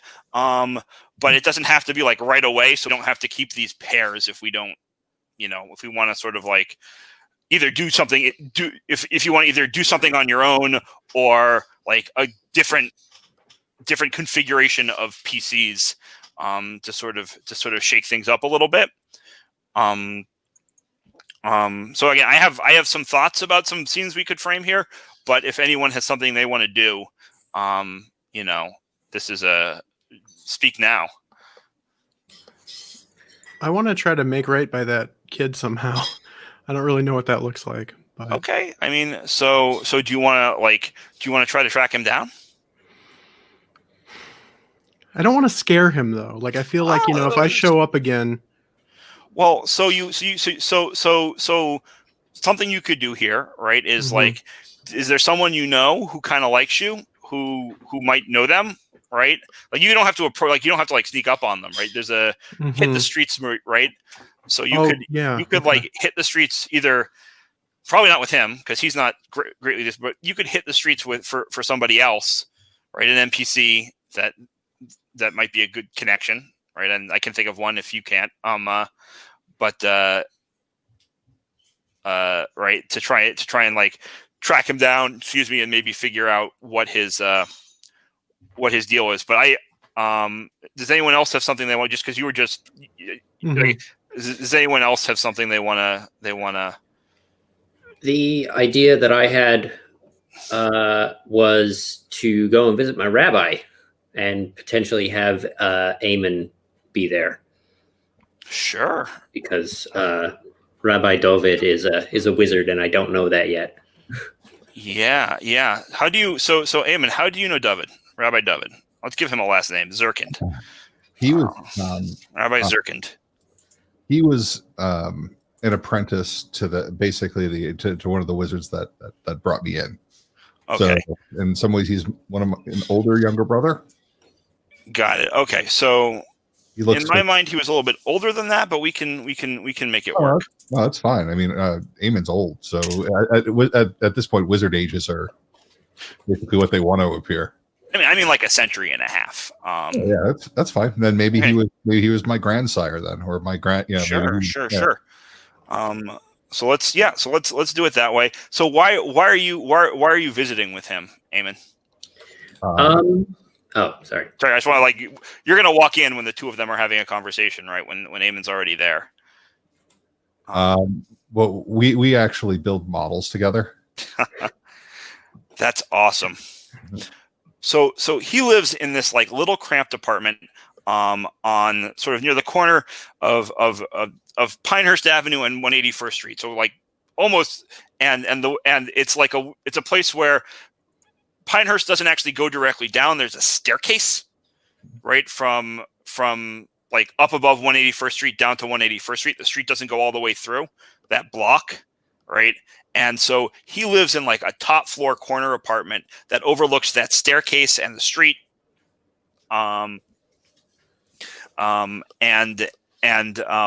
It's like a small 1-bedroom apartment, and he's got a menagerie in there. When you walk, it smells like animals. It's mostly birds. There's some in cages, some that just kind of live there. It's weird that it's not covered in bird shit, but it's not. He keeps it clean somehow. But also a bunch of cats, a dog. There's a wild turkey wandering around on the floor, and they all get along. They're not the cat isn't hunting the birds. It's this very loud place. But he's got this one sort of little table cleared, with all of his models. And what kind of models do you build? We've actually been rebuilding all of the works of Leonardo da Vinci. Amazing. Yeah. So he's got so he doesn't have a ton of space. So it's sort of weird where all the little pieces are. And probably a lot of it you keep back in your workshop. Mm-hmm. But you're working on this when there's a knock at the door, and Jeanette. So let's cut to you on the other side of the door as you knock, and he sort of shuffles over and opens it. Before we go, was Da Vinci the a Wizard of Your Order type deal? Oh yeah, I like that. I guess the other question is: Da Vinci still around? Yeah. Mm-hmm. It's a great question. Da Vinci, Merlin. Oh yeah, they're the council. So that's kind of too Harry Dresden, but they're the core of the order. And they're off in Europe, right? They're not currently wandering North America, but it's easy for them to travel. They're in some wizard battle with Tesla right now. Awesome. Oh, that's amazing. Yeah. No, Jeanette is definitely at the door. They have a casserole in a handbag that they've brought up with them. Because I think Sunday night, Jeanette will occasionally come over for bridge with a couple of the older members of the temple, and maybe she messed up what week it was, and so she's here for bridge, and there's nobody else. Yeah, and he sort of like looks around, and he's like, the bridge night is next week, but and he, I think he seems a little bit older than you, right? You're like in your, what do you say? You're like early 60s, early 60s, right? So he's like he appears to be in his late 60s, early 70s. Yeah. Right. I'm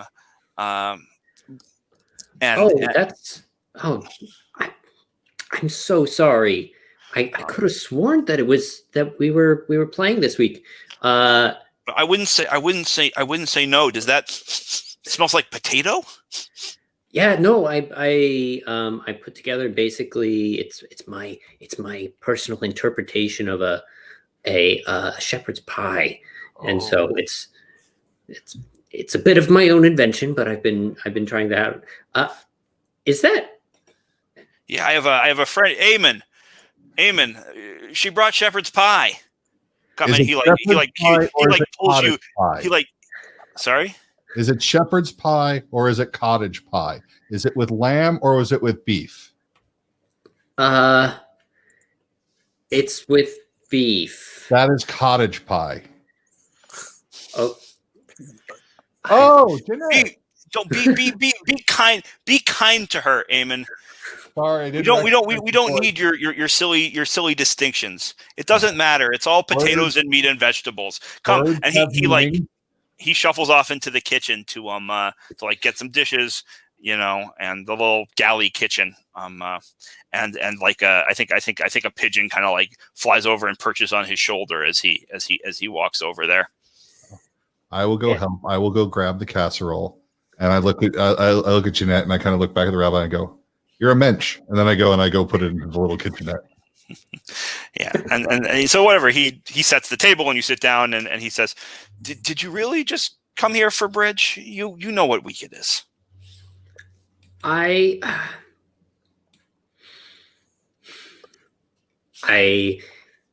promise that I was only coming here for bridge. And I know that you seem troubled, is all I'm saying. You are too perceptive. So that,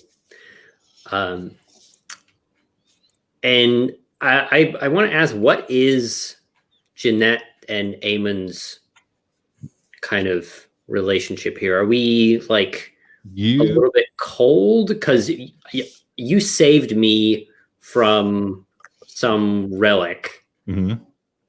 And I get you information, but I feel like we are pretty business. I think we're business, but at the same time, respect. It's one of those where we've never had it be a personal relationship. We've not been opposed to it being a personal relationship. It just hasn't been so far. Yeah. And I'm definitely coming to my rabbi for personal questions. And so it's weird having Eamon here. Mm-hmm. And Eamon is also not great at understanding social cues. So he asked if Rabbi also wants a plate because he's fixing himself one already. Yeah. Oh yeah. No, he's set up the whole. Like, I mean, this is like you're set up to eat. And he's got a plate in front of him. Yeah, if you want to serve him, he'll accept. And I think he looks at Jeanette and he sees that like kind of, oh, you're and he turns to you, Eamon, and says,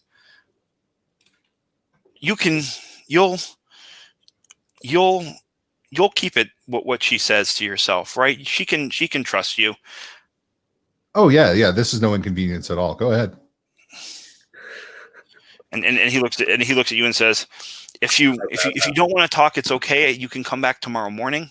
I'm free in the morning, but I think Eamon is a trustworthy fellow. I'm not going to ask how you two know each other, but I also know Eamon to be a trustworthy fellow. And I think I'm going to call in a debt to ask you to keep everything that I say here secret. At which point I look at you and I say, upon my oath to the order, every word that escapes your lips does not leave mine.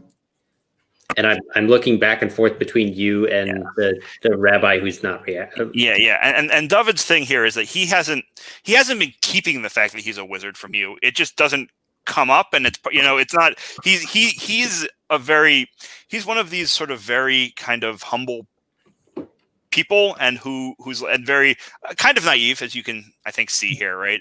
And you know that both of those things about him, but like, and it just never, if it doesn't come up, it doesn't come up. He's not going to volunteer it, right? But it's not a secret either. And so he says, I think he just says, oh, well, that is a powerful oath indeed.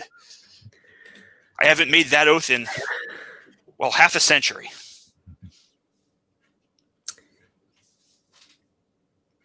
I'm going to study a place of power and figure out what's going on here. Yeah, I think his house is definitely, his apartment is definitely a place of power. It is a place of power for the faction power. And so My power is 0, so roll plus 0. That is a 4. Oof. Yeah, that's not great.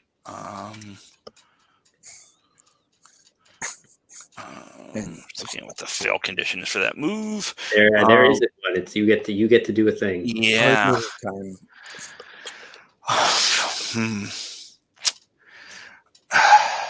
I think so. So tell me what it looks like when you study this place of power. Like, he says that, and my initial reaction is to start it's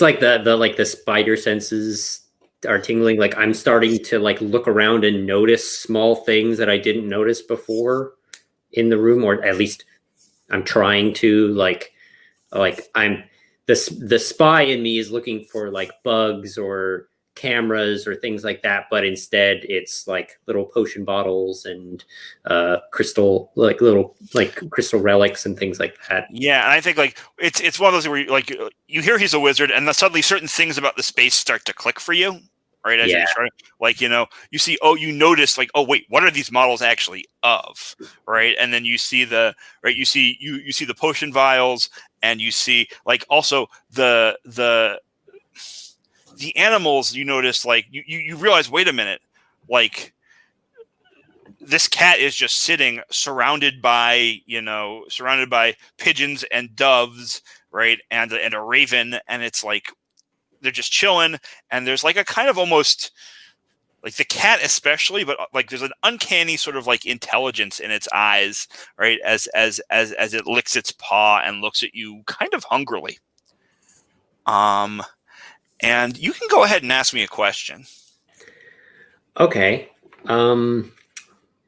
Is it the same list of questions, or there's no list? It's you ask one question about the schemes and politics of the circle in question. What is his relationship with the Fae?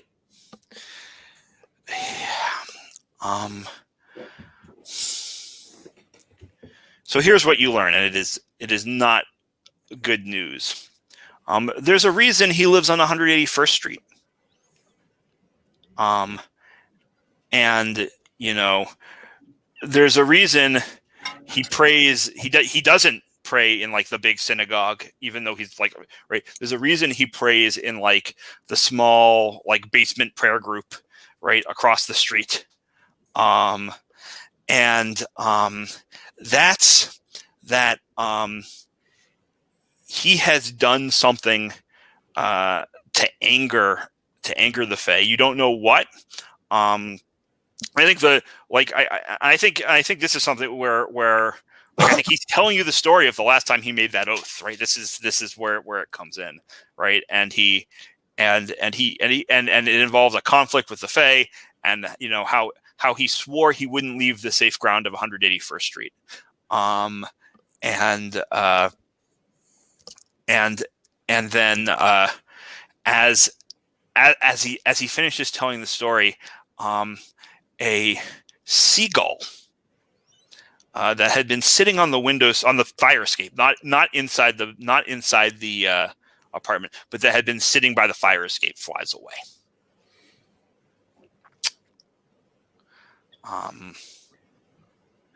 And that is your failure.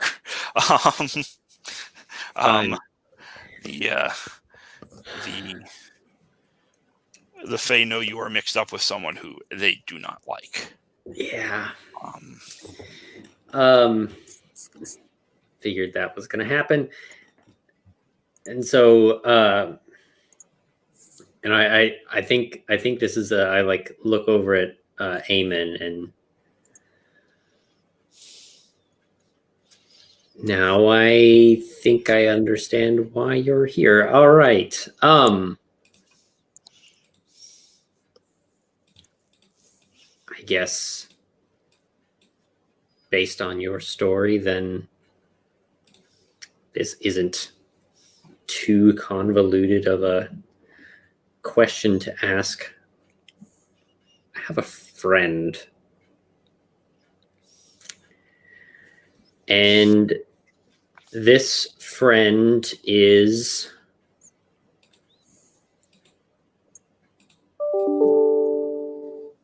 trying to get. She's messing with powers that are stronger than she is. Mm-hmm. Okay. And I'm trying to help her. He says, yes, okay. That's very, very, very, very altruistic of you. You know, helping those who need help is very important. But what can I don't know, with that kind of description I can give you much advice. I don't know that I came here seeking advice. I think I came here looking for confirmation that I'm doing the right thing. Well, As what's one friend to another. what's it going to cost you? I don't know. But I know that if I don't help, it's going to cost me a friendship. And that seems awful painful. That is it sounds like you know what you want to do, and I support it. If there's anything, if you get in trouble, you know where to find me. I owe you so much for your help in the past, and frankly, even if I didn't know you. And he reaches out and sort of like pat your hand with, right. He's still kind of like holding his fork too. It's kind of awkward, right. He's like, but you're a sweet girl, Jeanette, and you mean well. And though Eamon goes, and if you need backup anywhere outside of 181st Street, you can call me because I can drive. Yes, Eamon. And I kind of look over. Eamon can be very forceful and persuasive when he wants to be, although sometimes he forgets that force is not the best way to persuade in every situation. But he said, but I think he says, and I think he sort of like leans in and whispers in your ear. You can trust him to do what he thinks is right. But with like a very strong emphasis on what he thinks. He is very good and very principled. But all right. No buts. He just says that. I like it. Can I figure Eamon out to try and figure out what I long term, I want to figure out what I would have to tell you to get you to go along and help. Sure. So here's what I would like you to do. So roll the dice. We'll get the result, and we'll take 5, and then we'll cut back. We'll cut to another scene, and we'll do the result on the way back in. Think about your questions. That is a 5. And I will think about what happens on the miss. But let's take 5. Come back at 35 past the hour. And then it sounds like APOC and Aurora are going to go to the marina. Sounds good. All right.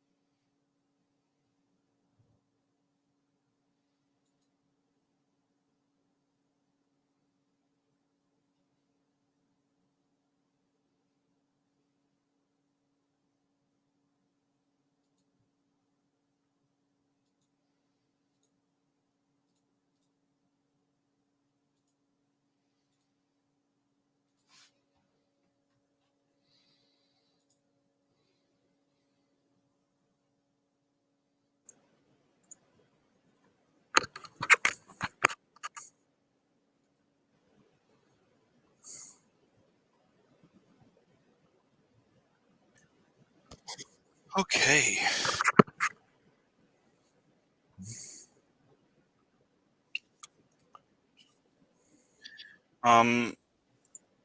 So here's what I'm thinking. We've got about a little bit around a half hour left. Let's do this arena scene and see where it takes us, and then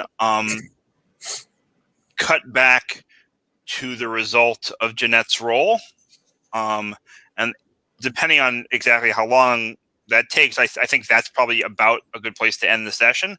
And then Jex, APOC, if you want to hit the streets to start the next session, again, depending on how some of this shakes out, but like that can be like a good session starter move to get things rolling. You don't have to if you don't want to, but just I want to leave that as a possibility. I can ask you again next week to see if you still want, if that's something you're interested in. Yeah, or I mean, I guess otherwise, if it's possible to fold it into, the stuff at the marina, but Yeah, whatever works. yeah. Let's see. Let's see how the marina scene plays out. Let's also give Sam like one more minute. And then I'm gonna ask a couple questions. Right. Actually, let's just dive into that. So Aurora. Yeah. So you sing at the marina. And Yeah. like I've given it a name. the bar's name is the Marina. The marina. Okay. Yeah. Sorry, I No really problem. had no way to know that if I hadn't specified that. But yeah, the bar's name is the Marina, La Marina. So as I said, it is owned and operated by your mother's court. But do you want to tell me who the manager is? Yes. Her name is Nadia Domanova. Okay, and where does She's in she? the NPC. She already put her in. Wonderful. Yes. Oh. Fantastic. Yeah. So She great. appears to be tall, elegant, and either Russian or Ukrainian, depending upon whether you can tell. She is, of course, a water fae. Wonderful. Fantastic. And what does the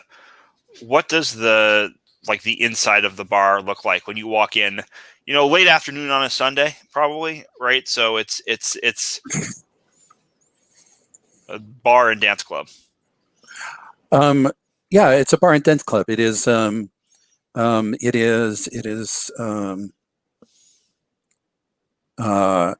fairly modern. So it's chrome and glass. Mm-hmm. It is meant to be kind of an oasis of the cutting edge.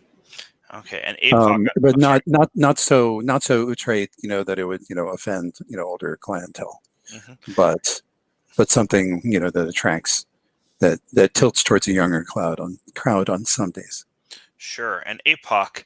So how does it, right? How does this sort of like very modern chrome and glass like architecture, right? How does it show its connection to the water and to both to sort of like the courtyard and the docks outside, the outdoor seating and dance floor and stuff, but also like just like its connection to the water fae? Like how can you sort of see from the structure of this place that it's nautical, for lack of a better word? Yeah, I mean, I think it has a sort of flow to it. I don't know. I'm not very architecturally minded, Sure. but yeah, I mean, I think that it just sort of, it feels like it ebbs and flows, right? Like it feels like it has this sort of gentle swaying motion. I don't know that it actually does that, but it feels that way. Something about how it's designed kind of is reminiscent of,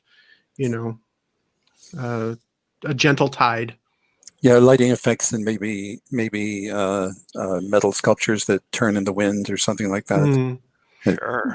Give an illusion, as it were. Right. I Yeah. wa- Maybe also some minor enchantments, but Yes. Yeah. That's And a I good- wonder, that's good. and I wonder if like the outdoor bar and dance floor are actually free floating. I mean, they're tied to the right, but they're actually like free floating on the river. So they actually rock a little bit with the tide. Yeah. Well, they certainly go up and down.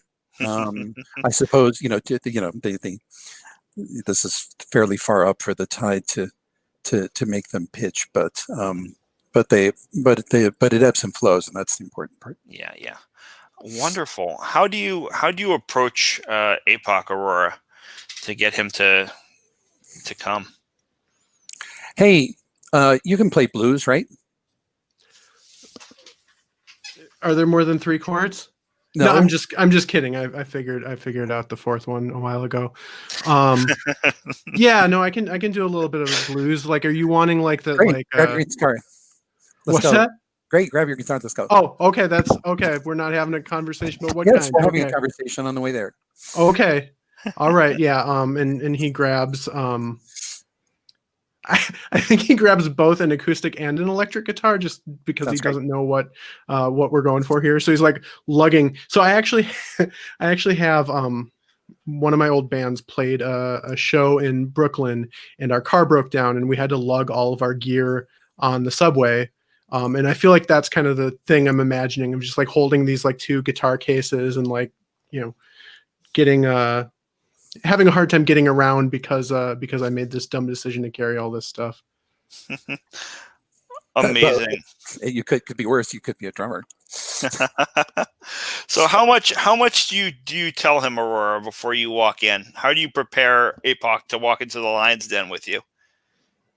I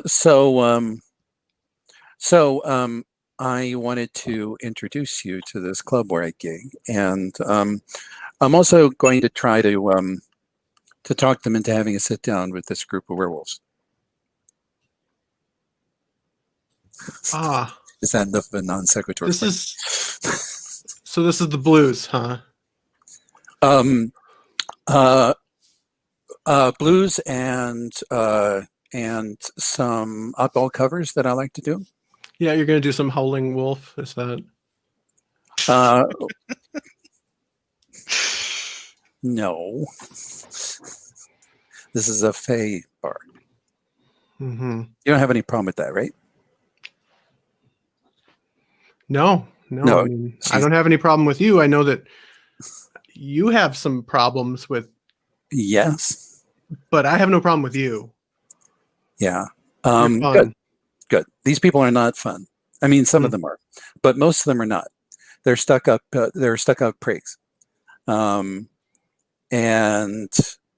and people who are terrified of my mother. But that's okay. We will fix that. Not all at once. It's probably like as you say that, like you walk into the bar, right? And so it's Sunday afternoon. It's probably not like there probably is like a kind of like chill acoustic blues vibe kind of going on. It's not that busy.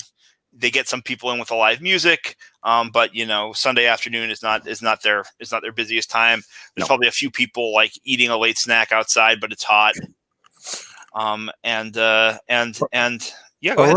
Aurora has a you would know this, APOC. Aurora has a voice like Haley Reinhardt. So we just lost Jex, but give it a No. second. You can keep talking, and they'll be back soon. Okay. I hope. We'll give them a moment here. Yeah.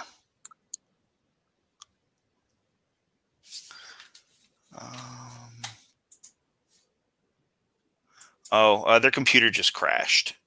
Okay. Which means they're going to be a couple minutes. Okay. So why don't we we'll pull them back in when when they get back.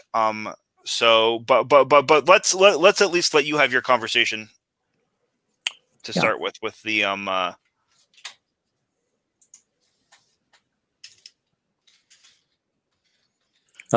So Sorry, go ahead. I go ask the bartender, "Where's Nadia?" And I think he Everyone calls her Ms. Dominova. got it. That's fine. I'm the only one who calls her Nadia. Yeah, and I think he gives you like a kind of like a, and he knows you. Everyone knows you. Everyone knows you. And I think like he gives you kind of like a little bit of the stink eye and just like silently like gestures with his thumb back to like the manager's office, like off to the side there. Cool. I give him a nice smile. He ignores you. Yeah, and he says, and Nadia looks up and says, "They know, right? People know that you're the heiress." Oh, yeah. And I think she like gets like a brief annoyed look, and then like kind of like straightens up and gives like the most ingenuous, like it's the sincerest looking smile you have ever seen, such that if you didn't know her and you didn't see that immediate like microsecond look, you would genuinely believe she's happy to see you. And she opens her arms and says, "Aurora, I am so happy to see you. Oh, I didn't know you were coming. Come, mimosas." I'm happy to see you too. Yeah, I give her a kiss on both cheeks. And I want to introduce you to a musician friend as soon as he arrives. Yeah, but he's like struggling with his guitars. Yeah, he's struggling with his guitars. But I want to talk business too.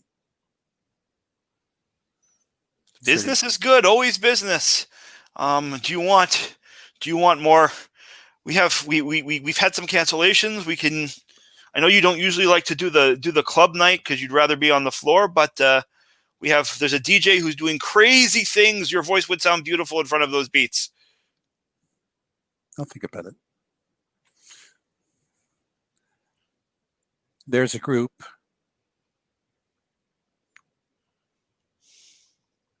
in town that wants to negotiate for the ability to get occasional shipments of contraband on the marina. And she points out the window, not to like the docks with the like dance floor and tables and stuff, but off to sort of the more like working docks, which are mostly used like for like rich people's yachts or whatever. Sure. But like, you know, other things can dock there too. She says, "Is it It's those Bronx thugs, isn't it?" Maybe. They talked to you and they approached you already? No one has approached me, but everyone knows they're trying to get their snouts into this neighborhood. Us? It's not. I can do this. But I will need your mother's permission. Fuck that. My mother's not involved in this. Your mother is involved in everything. I know that, but she's not involved in this.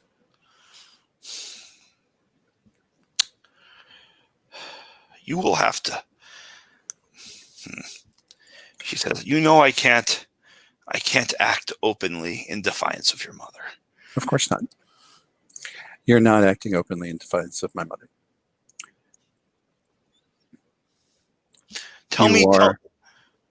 Yes. Tell me why I should take this risk. Because I'm right here and my mother is far away. Because I have friends here in New York and they could be your friends too. I have plenty of friends in New York. Maybe not your friends. I have some that cross the aisle.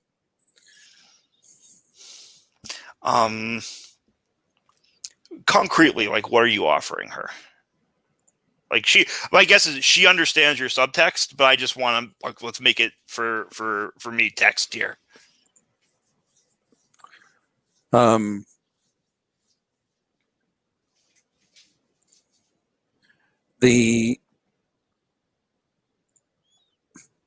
trying to think. I don't know how this works exactly. I'm trying to.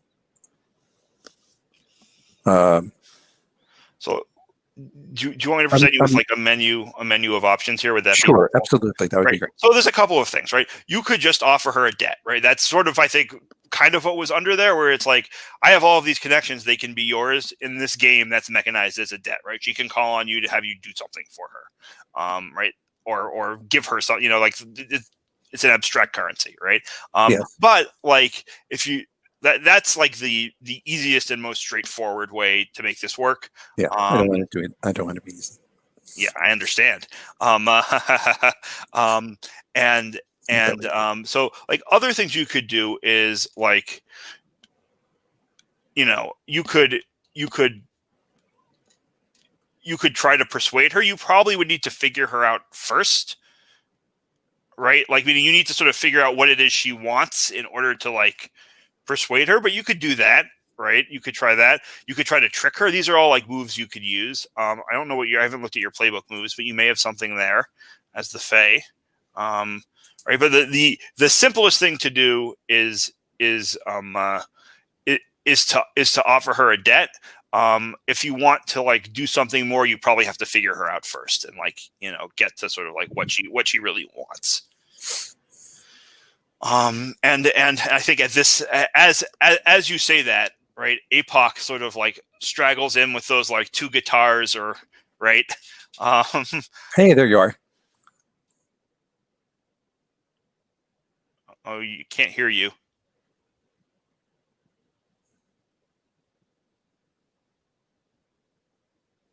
Hold on, I'm going to bounce you out and then back in. That sometimes helps. All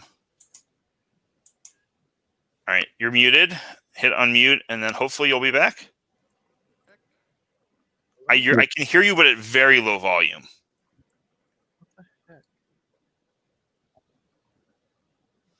Like could it be mic position? Where's your mic? Okay. It's huge. Really close to my mouth. There we go. I can hear you, but very softly now. Well, we could make better. it work. Hold on one sec. There we go. There we go. Yay. That should work when you unmute. You sounded pretty okay before. Okay, how's this? Good. It's fine. It's not amazing, but it's fine. Wow, that's really weird. Okay. There we go. Now we got you. All right.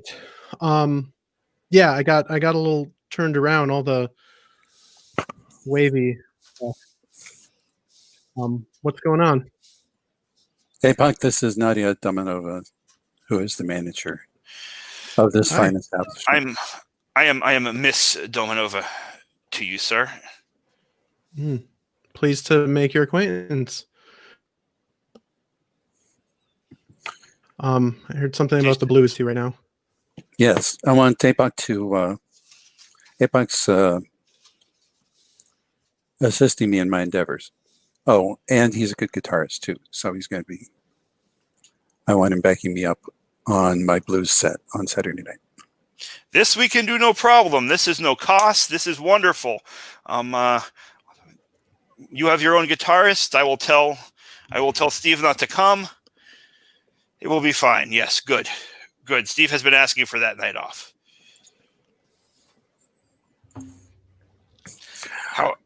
But the other thing, yes? Yes.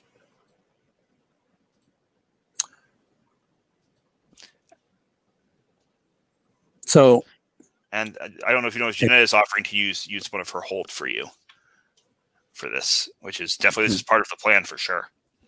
Yes. Okay. So I will take that. And if to do a persuade, I need to do a figure out. I'll do that first. Yeah. I mean, I just think that like you could try, but I think you'll be in a better shape if you figure her out first. Okay.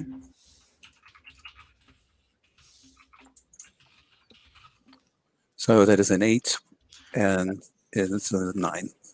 Wonderful. Yeah. So on a 9, you get 1 question. You get 2 questions, and she can ask you a question in return. You actually get a 3rd question because she's in your circle.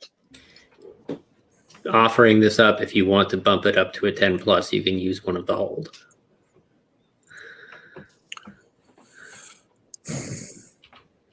I'm going to wait on it. You may want to save that for the Yeah. persuade. Yeah.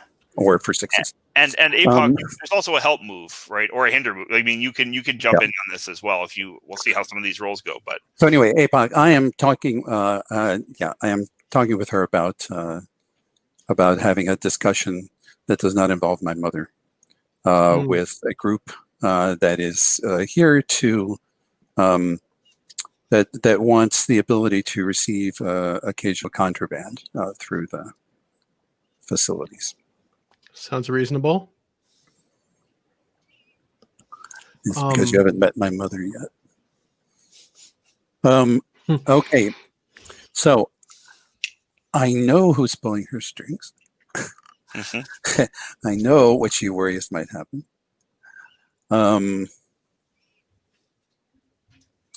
So how could I get your character to keep a secret from my mother? I mean,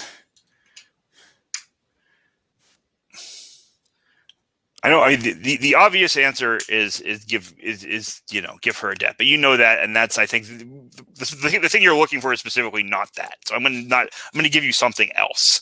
Yes. And I think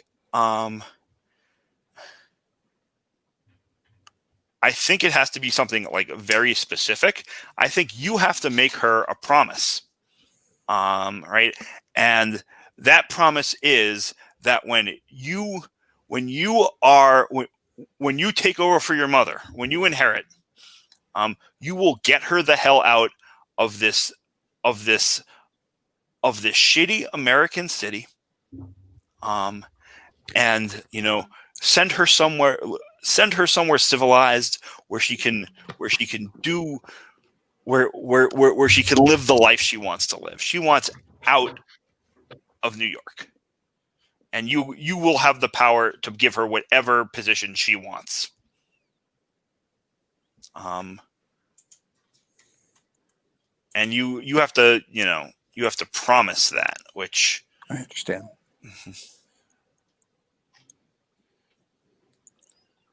My mother's not going to be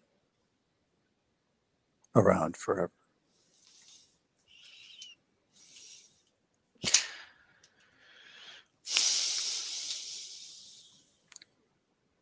And you don't really like New York, do you?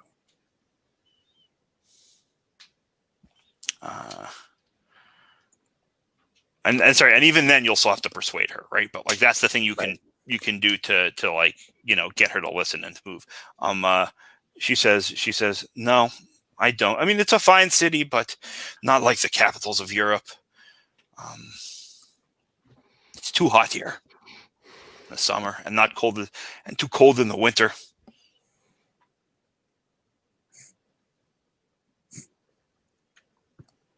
I was about to stand up for New Could send York. you to but that's- Moscow if you want. Never again. I will not go back. No, I was thinking. I was thinking of Florence. Yes, the Mediterranean, lovely ports there. I think this is where you roll your persuade plus heart. You get another question from her also, and she still gets to ask you one. But if you want to do that, the persuade first, you can hold on to the question first. Yeah.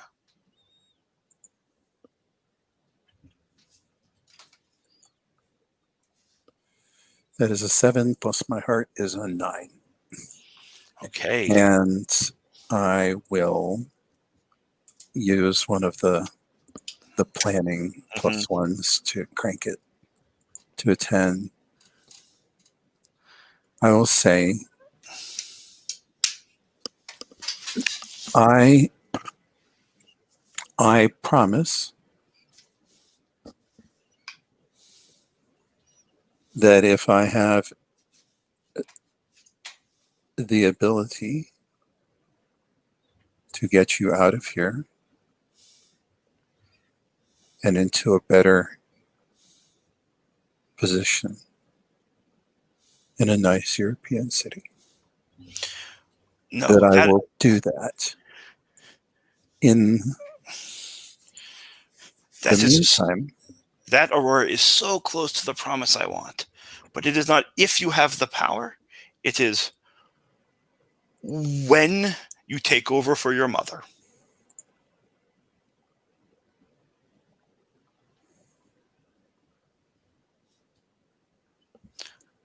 I'm putting myself in your hands, Aurora. I trust that you will get there, but I don't want you to say I'm in control, but I don't have the power. So when you take over for your mother, I don't care if you have the power. You will make it so.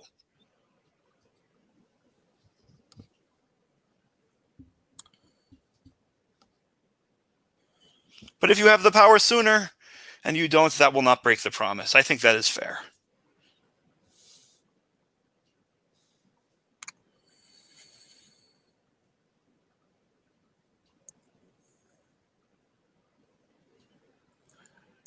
you realize even by talking to me, you've stepped over a line, right? I realize I am putting my faith in your ability. I am putting my faith in your future. Yes, I know that. Okay. This is why I ask you to promise this specific thing. It is showing my faith in your future. It is tying us together. I'll do better than that.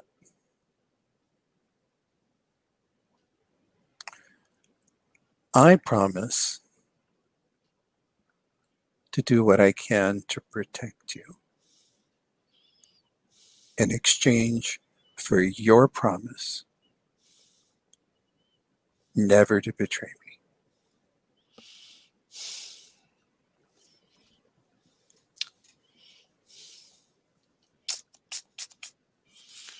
You know this is not a promise I can make. I tell you what I want is I know what you want, and I know what I want. And this gets us both what we want. Now, say yes and face the consequences, or say no. and I mean you hit on your persuade, and it's good, it's close enough to what, right, she's going to say yes, but I think she says, what do you, and this is her asking her question, what do you hope to get from this? What's your, you are made in the shade, Aurora. You just have to wait 1,000 years, 1,500 years. I'm not It's waiting. nothing. I say, and I smile. And she smiles and says, if you promise to protect me, then yes, I will promise not to betray you, because it sounds like you are making your move.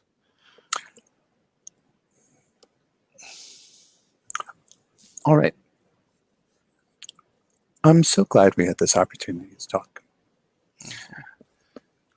So, were you thinking like a Mississippi blues or like a Chicago? What are we? I want to know what I want to know what APOC thinks about this conversation that just happened.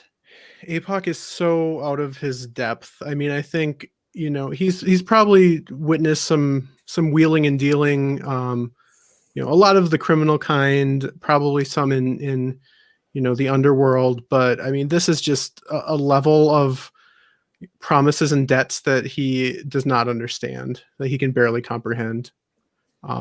He's also wondering, why the fuck am I actually here? Like, why am I here for this?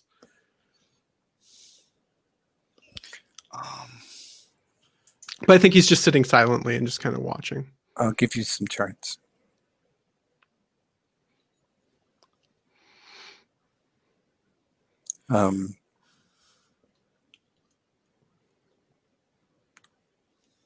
So I'll excuse myself. Say I'll see you on Saturday. thank you for coming with me, especially without knowing what the hell was going on. Yeah, sorry I couldn't have been I more wanted, help. you were a ton of help. Believe it or not, I don't feel like I did anything. you were there, which I appreciate, first. And second, you were a witness. Okay, that I think I understand. Yeah. Incidentally, I think in this particular case, like one thing APOC is going to come out of it. I think Aurora, you now owe APOC another debt. Okay. All right. This is the there's a thing here where basically, like, if someone does something for you in that way, when you do someone a favor, they owe you a debt, just like inevitably, right? Like that's just how that works. Anytime you help someone out without recompense, you get to claim a debt from them. And it sounds like that's what happened there. I'm good with that. Mm-hmm. Can I suggest that since I lugged all this stuff out here, that we set up in a park or something and like do a little busking or something, just so I don't feel like I completely wasted carrying these guitars. Here you can. Here you just come on down to the floor. Yeah. Let's plug into the PA you're actually going to use. Yeah, and I think that's the like I think the camera lingers on the two of you. There's like a 20 seconds of you singing. What do you sing, Aurora? She's going to cover Time of the Season. Which that seems appropriate. It's the time of the season when the love runs high, and give the few people there a thrill, because there's a zombie playing the guitar, so there's that too. When Aurora sings, it's kind of hard not to react. Mm-hmm. She puts a lot of emotion into it. Mm-hmm. And APOC, I'm curious, like, what does your how has your guitar playing changed since you died and came back? It comes easier and like with more skill. I think when he was alive, it was very much like, 3 chords very fast, Ramones or early hardcore type stuff. And he now is able to just. Did you freeze? Oh dear. I think we lost Jax again. Except for those occasional moments of freezing, he plays very well. Yes. So let's cut back. Hopefully we'll get Jax back. But let's cut back to Jeanette and Eamon then. It's getting late here. And I think wait, we're back. Yeah, it's tough. So you play back. I just want to get that last sort of vibe, and then we're going to cut back to Jeanette and Eamon. Yeah. So I'm. I don't know where things got left off. I don't know where we got cut off. You cut off when you were saying it used to just be old school hardcore Ramones and the immediate aftermath kind of sound. Now you play better. You've got more skill. Yeah, it comes naturally. I don't have to learn it. I can just sort of do it, and it's on a technical level that I definitely was never capable of before. I feel like, if Aurora were to ask, some blues, it doesn't matter if I do or not, I can do it. Especially when you're playing with Aurora, right? Because when she sings, right, you just know what the chords are to play. Yeah. I think there's definitely that. She sings the song to you. With a distinctly emotional and seductive vibe.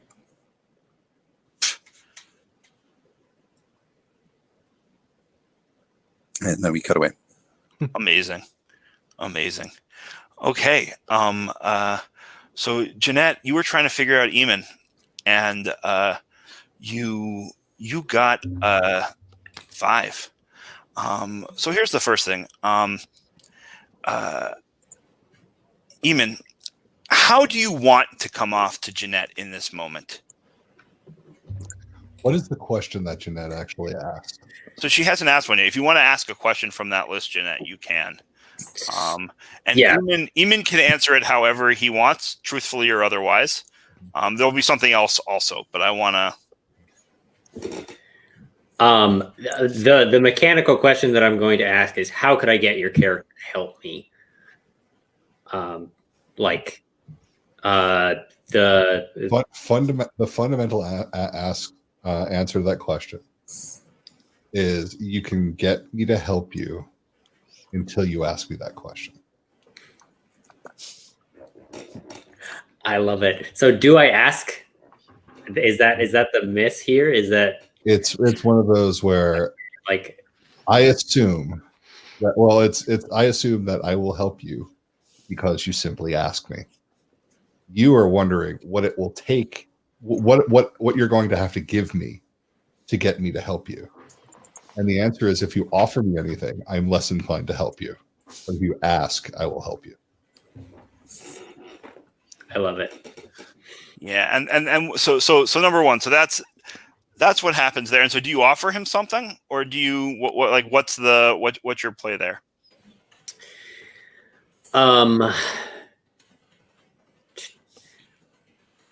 I probably know that something is going down at the bar right now. And so I think my play here is that I'm trying to almost like ask for protection, kind of, because I know that this is going to probably go badly. And so